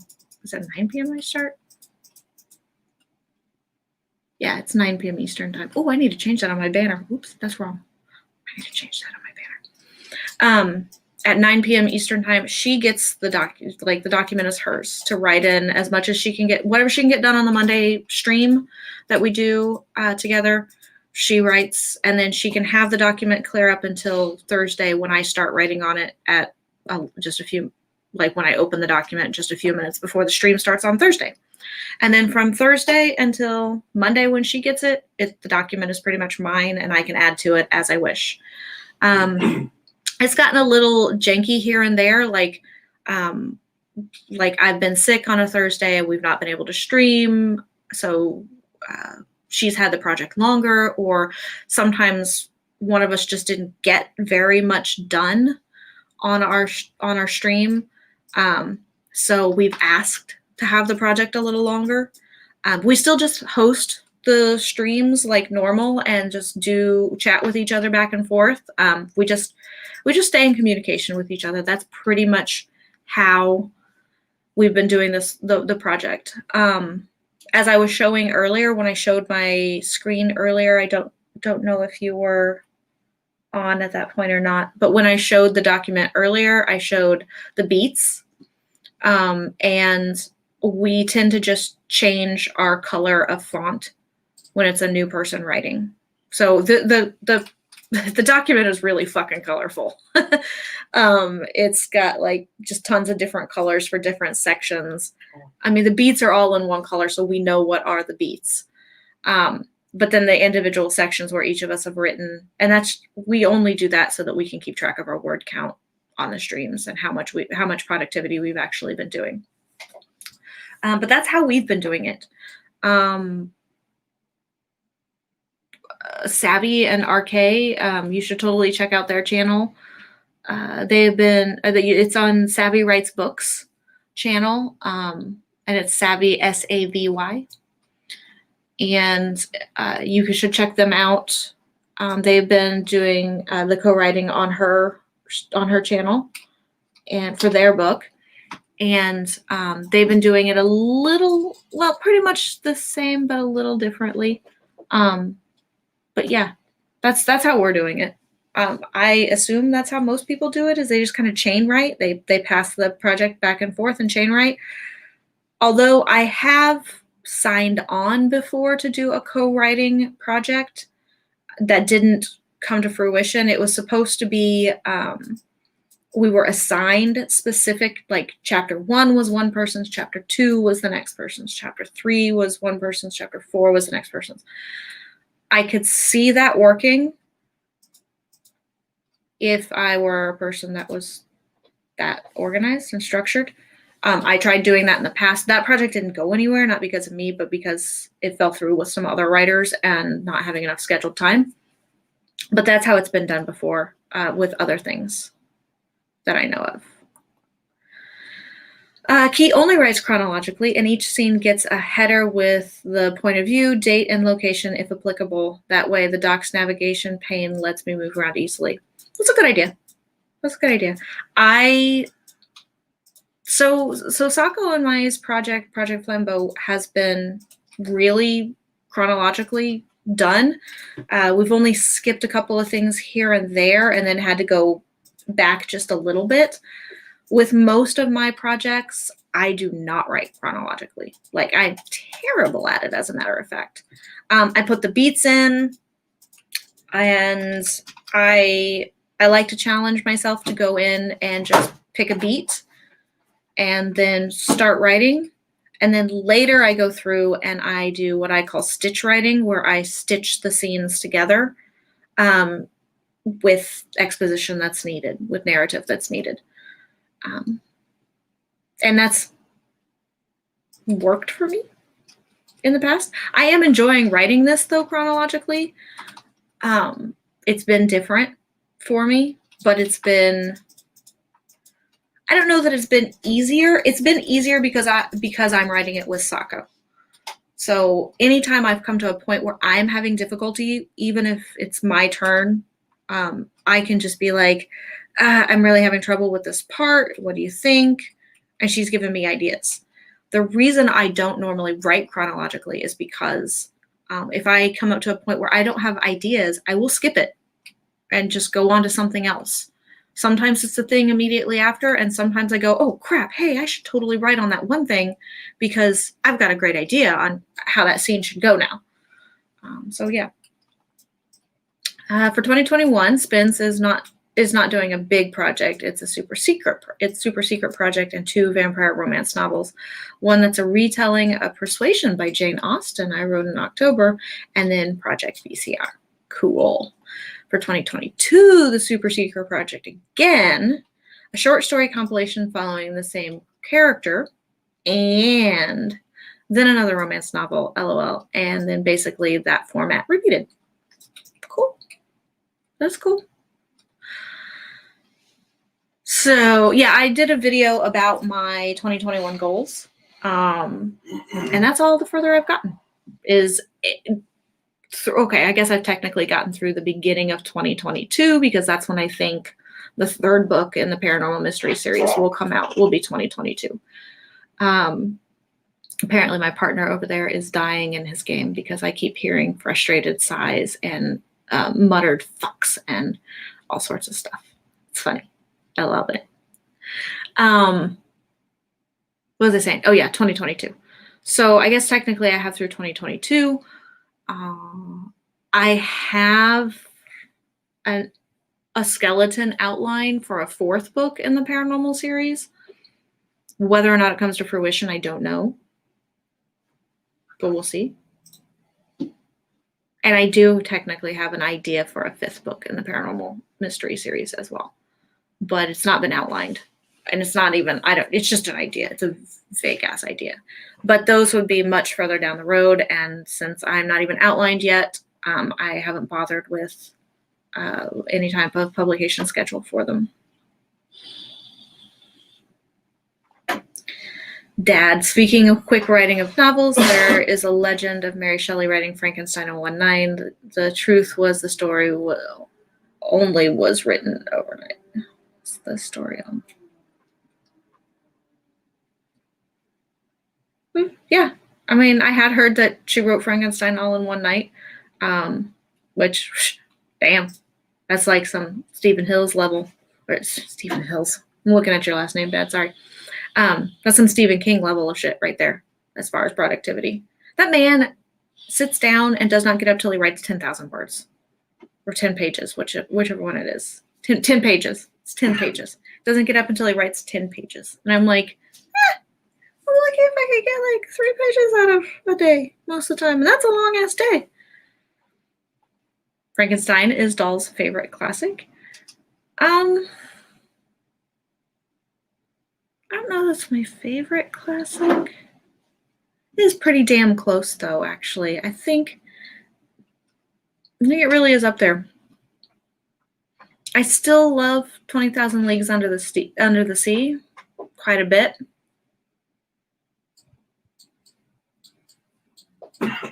Might be on par with my level of Frankenstein.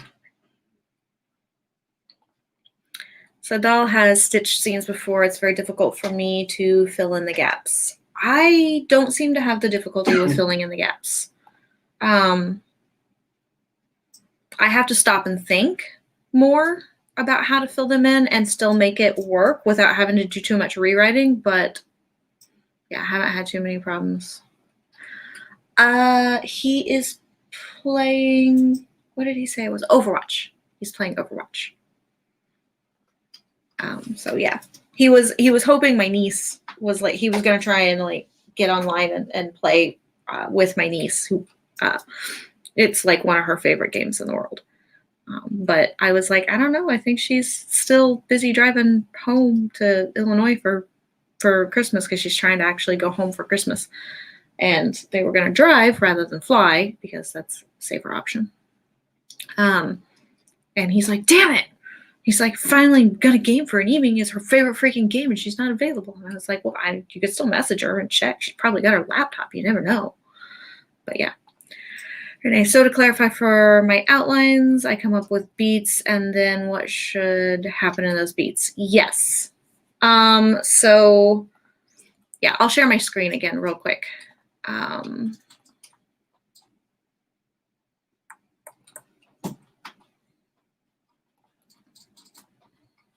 So we're going to get an inception moment. Okay.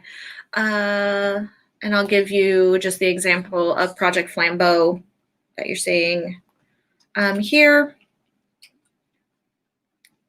So here in the red that you can see, or pinkish is how it looks on my dark mode. But here in the pinkish is the actual beat. And here, and here, and here are the rest of the beats that have yet to be written. And then I go in under each section and write that particular beat and then flesh them out. Sometimes the beats will be broken down even more. Like they'll have specific stuff under them that needs to be done. Let me see if I can find one.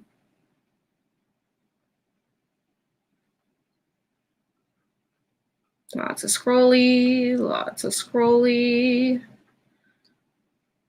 I can't seem to find one in the last couple chapters. Oh yeah, here's one. So like, here are some beats about some ideas of some dialogue that we had for this particular beat. Daisaku checks himself out of the hospital before he's technically ready. Some beats underneath, just some ideas of some basic dialogue that we could have used, just a general guidance issue. And then another beat point under it that kind of is the fallout of this dialogue, and then back to another beat point. And then writing out the beat point, trying to cover as many of these things as possible. And then the beat right up until the next beat point, which is right here. It's pretty loose. Like I don't have any particular structure or format to it per se. It's not like it's not as detailed as Keys. But that works for Key, which is awesome. And I might try it at some point just because it'll be fun. But yeah, that's basically how I do it. That's how I do it with all of my stories. And I was just grateful that when I talked to Sako about it, she's like, oh yeah, we could totally do it that way. So she kind of already did it the same way, just slightly different. Yes, 10 pages. Thank you, Key. I thought that's what I was pretty sure it was, but for some reason I got 10,000 words stuck in my head, and I don't know why. Spence has another project I want to publish traditionally, so that's very likely going to throw the whole system out of whack. Yeah, having to wait on traditional publishing and their schedules and things like that can really throw a monkey wrench into when we are like doing our self-publishing schedules. Anything that I do traditionally published is a totally different like project planning guide than I do for my self-publishing. It's completely separate. They're independent of each other. If I traditionally publish something in the same year that I independently publish something, okay, I just have to figure out how to do double the amount of marketing. That's really that's really the big thing that I have to do, is to figure out how to do that.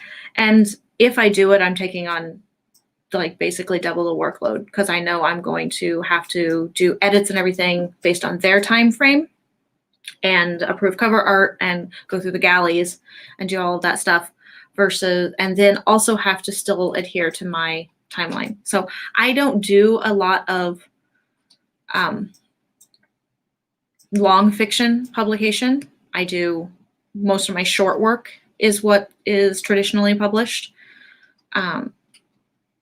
with anthologies and the such. So I haven't had too much issue with that so far. It's certainly up there for me. It's one of my favorites to discuss. Frankenstein, discussing morality and humanity using Frankenstein as an example is how I actually like talked with morality and humanity and talked through it and explained it to my niece and nephew when they were younger. I used Frankenstein for that. Ooh, Key's favorite is Decameron. Cool. 20,000 Leagues Under the Sea, close second. Such a good book. I haven't read Decameron yet either. And I'm not even sure I'm pronouncing it properly, but that's how I think it's pronounced, because I'm a writer. I'm a reader, and I pronounce things based on having only read them and never heard them. Well, if he ever plays Destiny, he's welcome in my fire team. Okay, I will let him know. He's not a big gamer. And he's not been a big online gamer. It's something that he's only really kind of recently, just in the last couple of years, has he started gaming, and like online gaming is just really something he's only been doing in the last year. My niece, on the other hand, mega gamer, like spec'd out and built a whole gaming computer, has got herself like the whole big gaming chair. If she had more time in her life, she should totally do a Twitch channel, and do a gamer channel. But she like doesn't have time. She works like crazy hours. She's it's hard to say exactly what she does, but she's in IT for like UX design, and she works for like USAA. So she like leads a team that designs functionality things for their apps and their websites and their customer service type stuff. She's mega smart. She has a YouTube channel.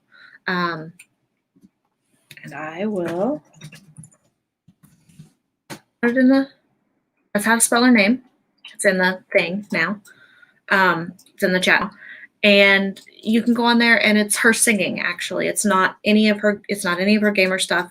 She has an incredible voice, and it's one of the things that I miss most about my hearing is I can no longer hear my niece's voice very well.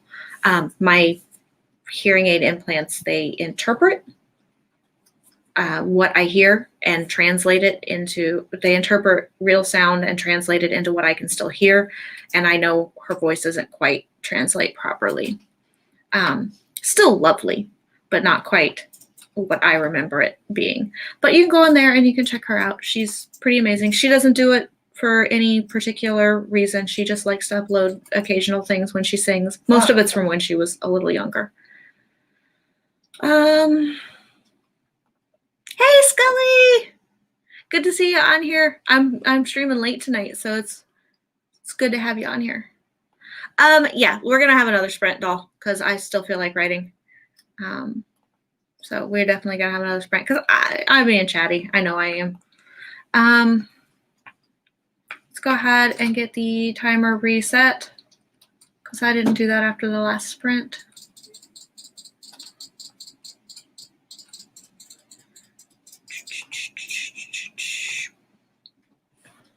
There we go.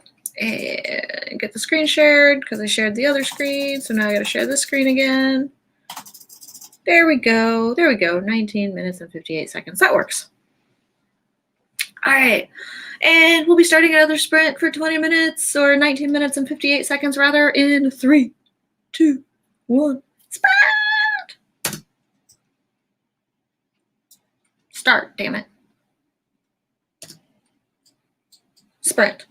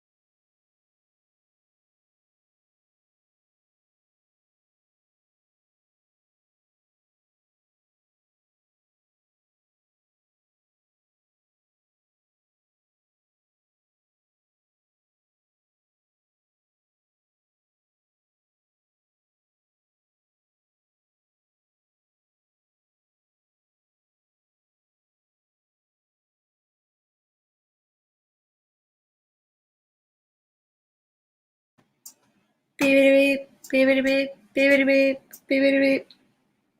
Okay, so how did everybody do during that sprint? I know that we are like over 3 hours into my stream tonight, which was only going to be like a 2-hour stream, but I'm getting a lot done, so I hope you all are too and enjoying it. I appreciate everybody who's been hanging out with me so far because I like being social when I'm writing.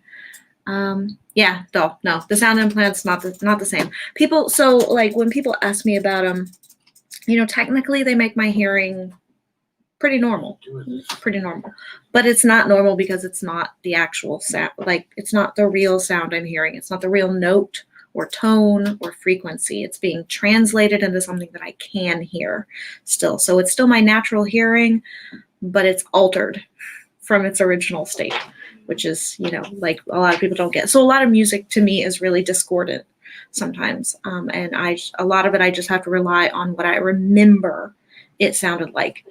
And unfortunately, my niece's voice is one of the things that I am starting to lose the tonal quality of, which is really saddening to me.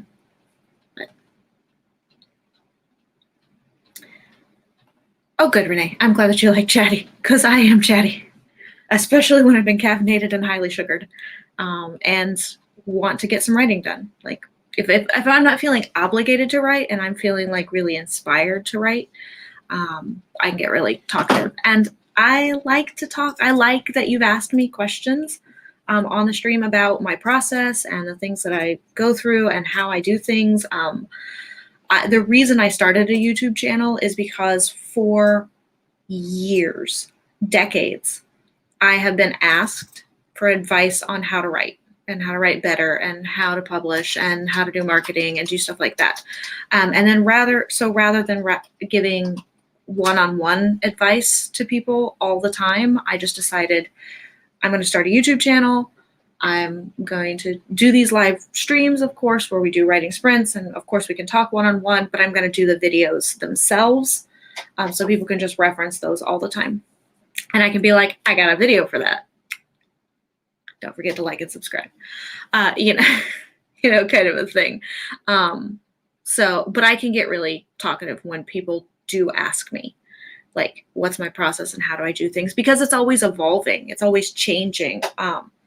As I learn things from other writers on their streams or go through other processes with other writers like this project with Sako, I'm learning a great deal from her about how she does things and kind of how her brain goes through the process of plotting and doing things like that. I'm also finding other resources that are just amazing. I was on Sarah Lebrot's stream earlier. Renee, if you don't subscribe to her, you totally should. She has a lot of really great stuff. She had a world building worksheet that she had gave us a resource on there. I had never been out to it, so I was like, and it's a great resource that I pulled. So that's what I love about these streams and everything. Oh my God, doll, that's so cool.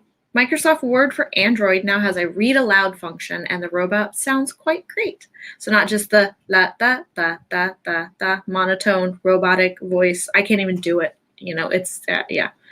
I mean, I don't really know what it sounds like because I don't use that function. But I'm really glad for you and for everybody else that does use the function and or needs the function that it actually sounds halfway decent. That is so cool. It still skips the dialogue in other languages, unlike Apple's own integrated screen reader. But hey, now my Word app on my phone can do this too. I can edit from my bed, which is what every writer did. When laptops came out, every writer in the world went, yes, I can start to do shit from bed. I don't even have to get up. I don't have to pretend I'm like got a 9-to-5er kind of a thing. No, it's a 9-to-5. It just may not always be 9 to 5. Sometimes it's 9 p.m. to 5 a.m. That's usually the writer thing. Spence got 459 words in the outline, but I know what you meant. It's the outline. I just had to make fun of you a little. Great. We love having you. I love having you hang out on my streams. My regular stream is Thursday nights, like I said, Thursday evenings. But I do these occasional pop-up ones. I haven't done a pop-up stream in a very long time because my schedule's been a little weird. Plus going back to school, started a new job, all that's been a little much all at the same time. But I do the pop-ups every so often. And I just go and hang in other people's streams constantly. Sometimes like Devin, I'll have like 3 or 4 streams going at once, and I'm just popping back and forth and chatting with people as I can. I like that you corrected yourself. Ugh. I'm starting to get sleepy. I'm getting sleepy, but yet I'm not tired. So that's the thing. Key was reading through a section of book 3 to find the exact dialogue I needed and got lost in the story. Damn, it's good when you can get lost in your own story, though. I do that sometimes, not with a lot of projects, but with my dark fantasy, I can get lost in the story very easily, like going back and doing rereads to find something or check something, correct something, add something. I can start reading along and just be like, this is a good story. Yeah, wow, I can't believe I wrote this. Sometimes I'm like, wow, I really can't believe I wrote that. I don't even fucking remember writing that. And then I'm like, oh, this is like, and then I start like contemplating it, and then I'm like, oh wait, I was supposed to be writing, not reading. But that's a good thing. I am coming up on the 1-year mark, actually. My anniversary is February 2nd. So I started, it was, 2 of 20 last year. So I kind of had to like capitalize on that and enjoy that. So I've been doing it for now a year. I don't know. I've got a lot of videos, not like a ton, but I guess I was posting twice a week for a while, plus doing live streams. So there's a few, I got a few videos. And new ones will be coming soon. They'll be coming in January. I took a hiatus this fall for a little bit because I had some health issues going on and had to take care of those. Plus, then I started a new job, and then I started going back to school for a whole new career. Because that's me. I don't like about every 5 years I get bored of my career, other than writing, of course, and then go back to school for something else. Dahl says that their process is extremely introspective, so I don't do any worksheets or visual planning. It all happens in my mind. I don't know how that would help visual writers out there. So a good deal of stuff happens in my mind too, Dahl. It's like a little mini movie that's happening in the back of the head. However, some of the worksheets can help me out sometimes. Like they can make me think of things, like make me focus in on details that I had glossed over before. It's kind of like when you're doing one of those memory game things, and you're playing a memory game, and you probably didn't play a lot of these, but you're given a picture for a minute, and you're supposed to memorize as many things as you can in the picture, and then you think you're doing really good because you counted all the things in the picture and you know all the colors of everything in the picture and blah, blah, blah, blah, blah. And then they ask you a question like, what color is this person's glove? And you're like, crap, I didn't even notice that detail. So that's what like the worksheets and things like that do for me, is they help me realize details in the mini movie, the visual mini movie that's playing in my brain. They help me like discover those little details that I gloss over, which for me helps with a lot of my sensory input into stories. So it can help me with it could totally help me with remembering to include smell or taste in my scene that I'm writing, not just sight and sound and tactile. Spence is tired as fuck. It's almost 4 a.m., but I'm working on this project and I've been wanting to do that really bad. Yeah, I know, because it's almost 2 for me, so I know it's almost 4 for you. Yeah, I mean, so like I said, I'm caffeinated, so my brain is awake. It's just that my body is starting to feel the whole, hey, BC, you've been up since like, 6:30 in the morning. You should like probably do that sleeping. even though I had a 3-hour nap, because my body always does with chronic fatigue. My body always does the, hey, you should sleep. You should totally sleep now, girl. But, you know, I want to write. And I got you all here. And I'm enjoying my chatty time. And yeah, I think my partner is now watching YouTube videos on how to better play Overwatch. Yep, I think that's what he's doing. Which means he's probably not going to bed anytime soon. Yes, doll. Chronic fatigue has me yawning all day long. Yeah, I yawn constantly. People think I'm bored. And they're like, are you bored? Did you not get enough sleep? Or they're like, did you not get enough sleep last night? I'm like, no, I have chronic fatigue. And it just is a thing. We're just constantly, that's why it's called fatigue. We're constantly fatigued. Chronic fatigue. I mean, they named it justly. It's very correct.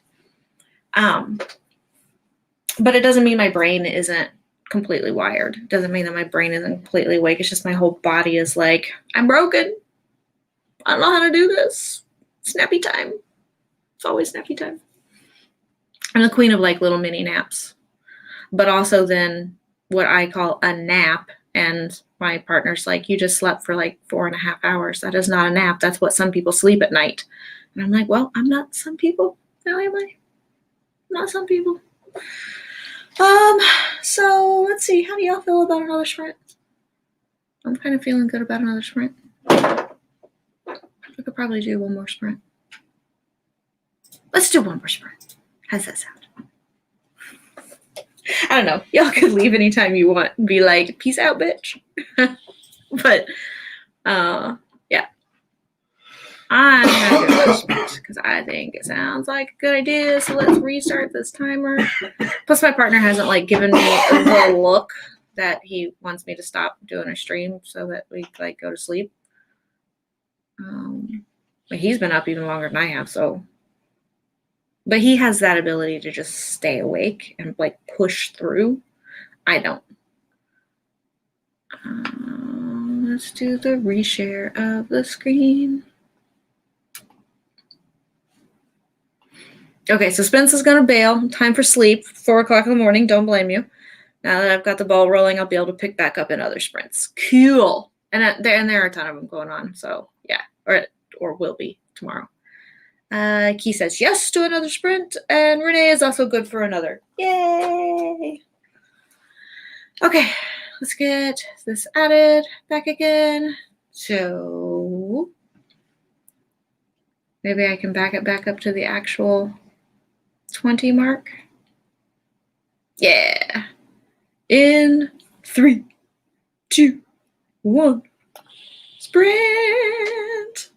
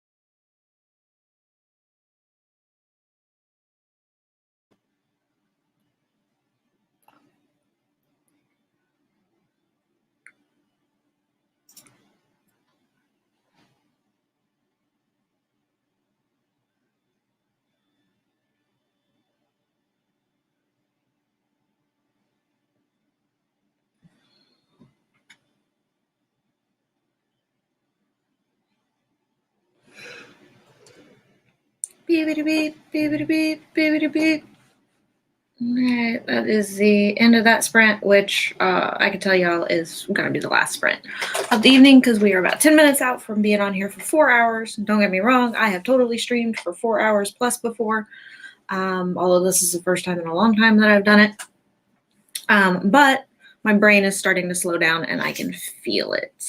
Like I could tell in my writing, and I could feel it. So I know that my brain is starting to catch up with my general body fatigue. So how did everybody do? Whew. How did everybody do during that particular sprint? I did pretty well myself. The big baddie is having a nice little conversation with my protagonist number 2, the one that's still living.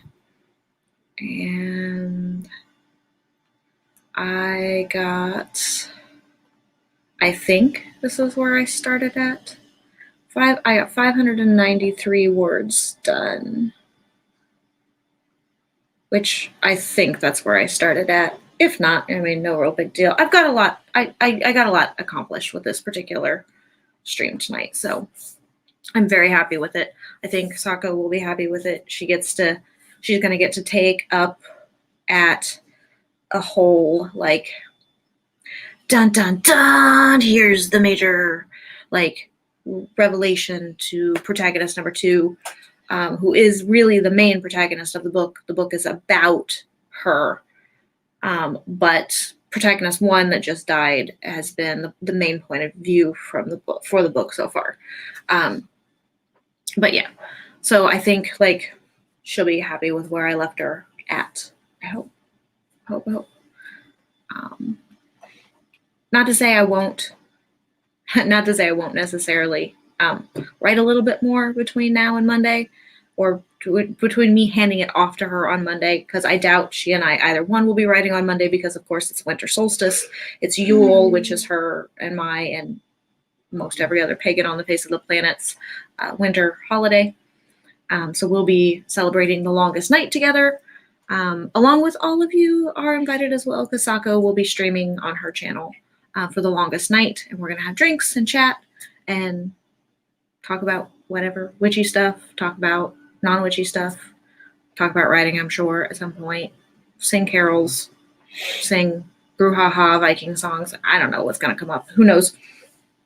My solstice experience has been different every single year of my life since becoming pagan. So, like, it'll be fun to see. Let's see. Renee, good question. Someone who's starting a channel, how do you know what is too much to share on your works in progress, on your whips?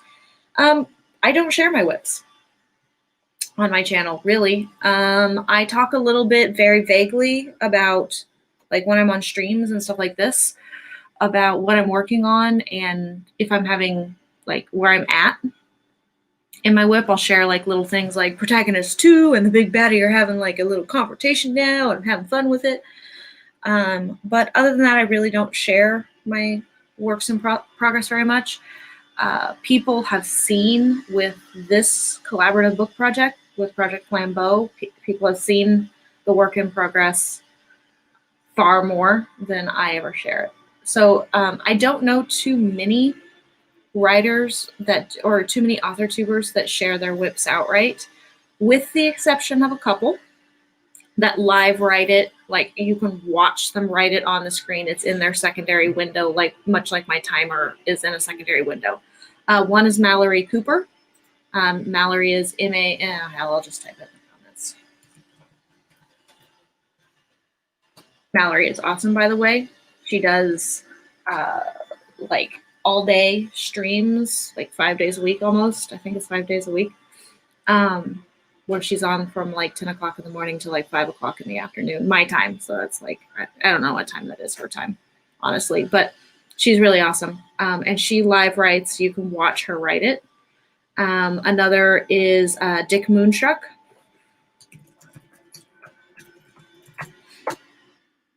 And he's in the chat. I put his name in the chat now too.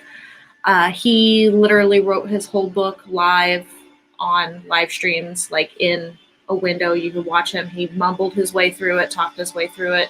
You guys can probably hear my Roomba in the background. Sorry about that. I'll just keep this up here. It won't be hopefully as loud. But yeah, I'm not usually up when my Roomba is, up cleaning the house for me.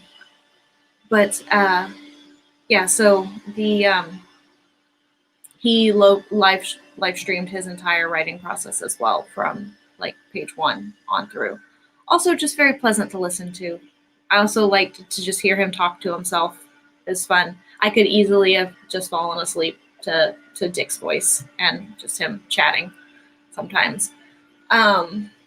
So those are two that I know specifically that I've like shared their actual work in progress on the screen. Asako and I have shared a little bit periodically on Project Flambeau. But I think probably what you're asking about mostly is you're probably worried about people stealing, plagiarizing, and taking your stuff. You'll have the documentation on your stream if you're sharing it, but that date, it's almost as good as having a copyright. That date is when you had that idea and you were writing on it. So unless somehow they can go back and somehow like creatively hack and show that their stuff is gonna like predate yours, which I guess they could get if they know their way around a computer, they could probably do, but my God, who's gonna go to that much effort, really? So I don't know that I would worry about it too much. But again, you could just do what I think the majority of us do, and most of us don't share our works in progress. We talk about them, we chat about them, we have general ideas about them that we share. But I think in general, you're okay. Renee figured out a plot hole. Gotta love those plot holes. They just show up out of nowhere, and you're just like, fuck, I'm in a hole. I do that a lot. I find plot holes all the time, no matter how thoroughly I outline, no matter how thoroughly I zero draft. That's why I have my friend as a plot trampoline, because usually that will help me find the holes pretty quickly. But I still run across them. But it's good that she did that. Chasing Epiphanies, hey, I haven't seen you in ages. How are you, my weirdo? Just popping in to leave a like. Evil morning chores still need to get finished before I write anything. Ooh, yeah. Evil chores. Of which I have to do chores tomorrow because I need to get some like house cleaning stuff done before celebration on Monday. So I usually clean on the weekends anyway. Like, Roomba does its thing during the week and helps keep after the animal fur. Keep after the fact that we're just kind of, messy, cluttered individuals. It helps with that. And I try and wipe down stuff every day a little bit, but like actually like clean. Like the bathroom's got to be done every week, and my kitchen's got to be cleaned every week because I have a roommate that for some reason cannot figure out how to cook without destroying my stove. I don't know. Yeah. So that stuff's got to be done. I'm going to have to do evil chores, but that's going to be in my morning, which will be your evening, which, because time zones. Key finished their research and wrote 287 words. Awesome. So you got out of research mode and into write mode. Hopefully you get to do some more writing, Key, and keep going with that. What is the difference between a zero and a first draft? Depends on who you ask. So I treat a zero draft where I have my beats laid out, like I showed you earlier, and where I'm allowed to do discovery writing. This is where I'm allowed to just go off on tangents. I can write stuff that is probably just not going to be used. And I can just free flow. I can just do free writing. As relatively staying within the confines of the beats for the most part. But I can go off on tangents with it. A first draft, for me at least, I'm not allowed to free write. There isn't any discovery writing at that point. If I'm going to free write on a project, it's going to come up in a whole different document. That's, I'm going to open it up and be like, I don't know why, but I have this scene in this diner now in my head, and let's discover what might be in it and if it can even be used. Most likely it's not going to be used. I might cannibalize it later for either another story or use elements of it to plug in places in a draft, which, I've done my fair share of cannibalizing some stuff that I've rewritten before, but for the most part, no. And that for me is the difference between the zero draft and the actual first draft. The actual first draft, there's zero discovery writing left anymore for me. And it's all like me actually going through and going, this scene here needs to be fully fleshed out. It with a zero draft, I can also skip stuff. I can just be like, I'm not tackling that right now. And with the first draft, I typically don't skip stuff too much.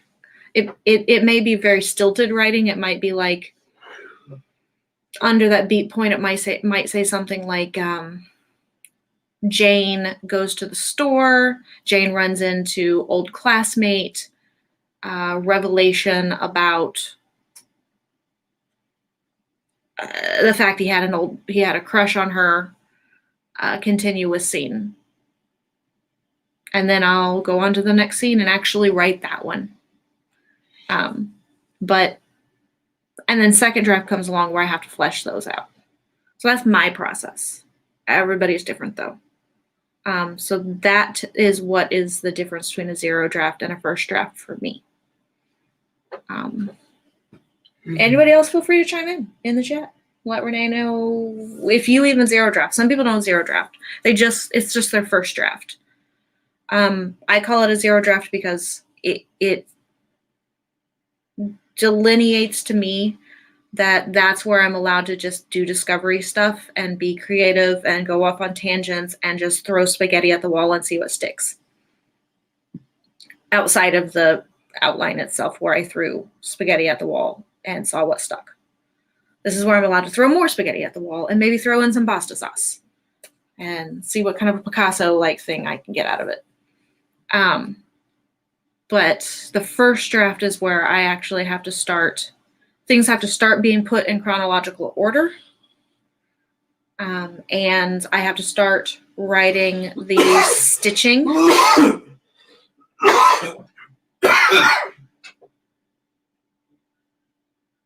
Okay, I think he's done now. So I have to start writing the stitching scenes where I start to like stitch scenes together where I didn't have transitions previously or may not have had transitions previously. It's also where I go in and start making some very, very light editing, like corrective things. And it's, by light editing, I mean literally I just go in and find all my mistyped things and like misspelled things and like correct them at that point because editing comes later. But I'll go in and I'll look for things that are, misspelled. So that, yeah, that's the difference between my zero and my first draft. Okay, writing weirdos. So I think I am pretty much stick a fork in me for this evening. I got to a really good place where I feel comfortable leaving it. When Sako picks up the ball next week on Project Flambeau, I may still write a little bit more, but maybe not. I may just let her just roll with it. And hopefully she enjoys where I've left her at. If not, I'll ask her. I'll be like, hey, take a look at it. Tell me what you think. But yeah, so my writing weirdos, thank you for joining me for the pop-up stream tonight. I had a lot of fun chatting with all of you. Renee, it was good getting to know you. It was good getting to see a couple of people that I haven't actually gotten to chat with live in person for a while, which does my little nerdy heart, my little weirdo heart good. And yeah, I got a lot of work done. I have no idea how many total words I've done this evening, but I would say probably in the vicinity of 2,000 words for the last couple of hours. So for 4 hours of work, 2,000 words, I am not unhappy with that. So basically, yeah, I want to say thanks to everybody that came out this evening. Check things out with me. go ahead and check out the rest of my videos. If you haven't had a chance to get weird with my subscription and my notification buttons down below, make sure you do, because I do pop-ups on the random, and you just want to know about my regular stuff once I start doing it again as well. So I will see you all later.